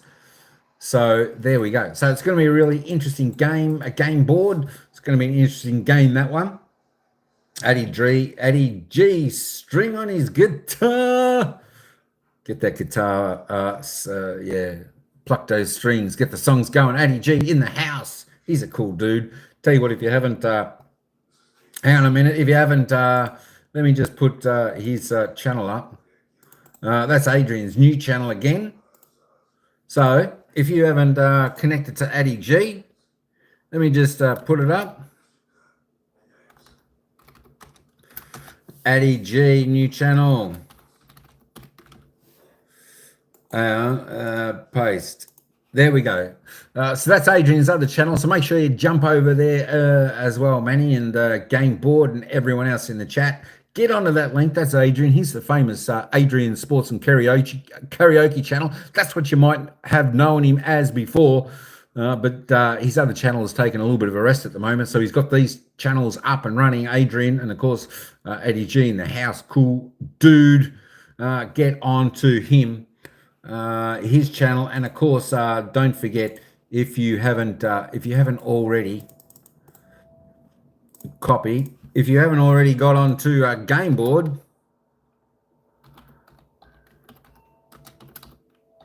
wait, I'm just trying to sputter. There we go. If you haven't got onto Game Board's channel, head over there as well. Give those 2 a follow. They do a bit of sport too as well. There we go, folks. Hey, Senna, oh, what a fantastic game. If you're a Giants fan, I'm sure you'll be smiling from ear to ear. It was a great performance by the Giants. As I said, it was a strong 3-quarter performance after the Cats got out to about a 20-point lead in that opening term. It's pretty hard to imagine. It was just fantastic there, and you can do that again. So I tell you what, that's one of the traits against Geelong. If you can put enough pressure on the Cats, it can stop them in their tracks. And of course, that's exactly what the Giants did today. And of course, doing that can prevent their big guns, Holmes and Bailey Smith and Dangerfield, Cameron. You know, like if those boys don't fire, the Cats are in trouble. So you got to stop them. and you pretty well stop the Cats more than likely, and that's exactly what happened today. That's it. You know what? The commentator's actually gone because I think they're going to the next game, Richmond and Essendon. But that's the game we won't be covering. We'll be covering the one after that. So you've got time. As I said, folks, you got time to grab something to eat, grab a coffee, relax for 45 minutes because we're going to be back. We're going to be back in about 45 minutes for the next live, and of course, that is Adrian's Fremantle taking on Bianca's Hawthorn. Maybe we might see Bianca in the next one because the Hawks will be coming up. But let's hope for a fantastic game. I can't. Is anyone else able to click on the YouTube link? Can't you click on it? You should be able to click on it. I'm not sure why. My gosh. I'm not sure why. If you can't click on it, just there we go. Hopefully Game Board and Adrian will put a comment on your channel. And then you can comment back. Yeah, and then you can comment back. You'll know that it's him with Adrian. Eddie G, stick a comment, and Tina, stick a comment on GOCF Manny's channel, and Ryan's channel, just in case Ryan hasn't, and Carly and Carly's channel, and everyone else's channel in there, and then they'll know. I don't know why you can't click on that link. That's bizarre. That's bizarre. If I open up, let me just open up YouTube here. I don't know why. You should be able to just click on it. I don't know why that's not working. Don't know why that is not working. Ryan, can you click on Eddie G's link for his channel? Does it work for you? Does that work for you? Carly Hughes, the Giants never surrender. I tell you what, they didn't surrender. They were absolutely fantastic. Yeah, they were the masters today out on the ground. All their players put in. They were great. The Milestone man had a ring-a-ding-ding game, Lockie Whitfield, and of course, who was one of the guys there had.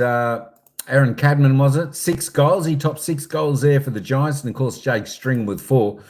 Absolutely brilliant performance by them. Tell you what, I did let you know who they were playing in the next round. So, I tell you what, this week, still, it works for me. There we go. Manny, it works for Ryan. So you should be able to click on it. So if anyone else is in the chat there, Carly or anyone else, just try and click on both of those links and see if you follow those two. That's Adrian's and Tina's. Game Board is Tina and Addy G is Adrian. Both their new channels, just in case you haven't got on to them already.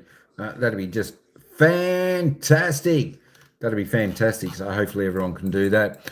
Yeah, all right. Well, that's probably enough of me talking. Thanks, Ryan, for checking that out. It works for you. There we go. We're going to kick Adrian's subscribers up. Let's see what he's got now. We just got to wait for Adrian to stick a little bit of content up on his new channel, Addy G. Even if you just go and stick up 5 or 6 shorts tonight, get it up, get it running. Maybe that's why Addy G hasn't got any content on there. It's only just been made, so we've got to try and get him kicking on with his other account, and he'll get the sports back up and running. I would imagine on his account as well. That's right. Otherwise, it's difficult to find people. It can be. So yeah, sometimes if it doesn't work, we'll try and get someone to comment on the other people's channels or whatever. And then you can just get back over to their account. But yeah, we're waiting for Addy G to put some new content up there. Game Board she's doing a lot of sports as well. So make sure you get over there and check her out, especially when I'm not on.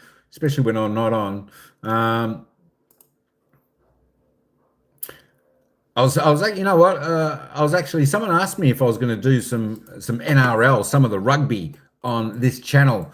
I thought, and I said to him, maybe I might do some, but I've got to put AFL preference at the moment. I've got to put AFL preference, the AFL football. But if there's if there's no AFL game on, or a game that I don't think's interesting, and there's a good NRL game, I'll probably put the NRL game on, and we'll try and stick one of those. But you know what we should do? Right now, just one moment.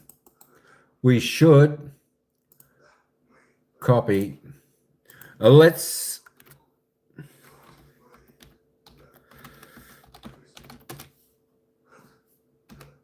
we should all do, everyone in the chat. Let's all just jump over to Game Board's live. She's live now. Just got the NRL rugby up. The Dragons versus the Roosters.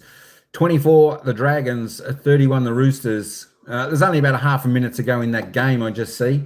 So that's all right. We can all jump over there and say hello and give her a thumbs up or a emoji just to let her know that you're in the house. So that's fantastic if you want to jump over there before she ends that live. All right, folks. Hey, I think you found Carly. Good stuff. Yeah, look, sometimes when you're trying to search those new channels, you stick the name in YouTube and you search it. Sometimes you just got to scroll down a little bit more. But that's where I think it's good if Addy G, you stick a couple of shorts or something in there, and at least that'll show up. So that'll be all right as well. But yeah, Addy, if you're still there, just jump on over to the others, and there we go.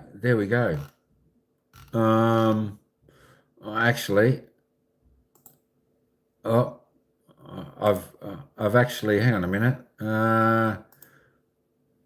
There we go. I need to give Adrian his, because he's lost his last one. I give it back to him there. There we go.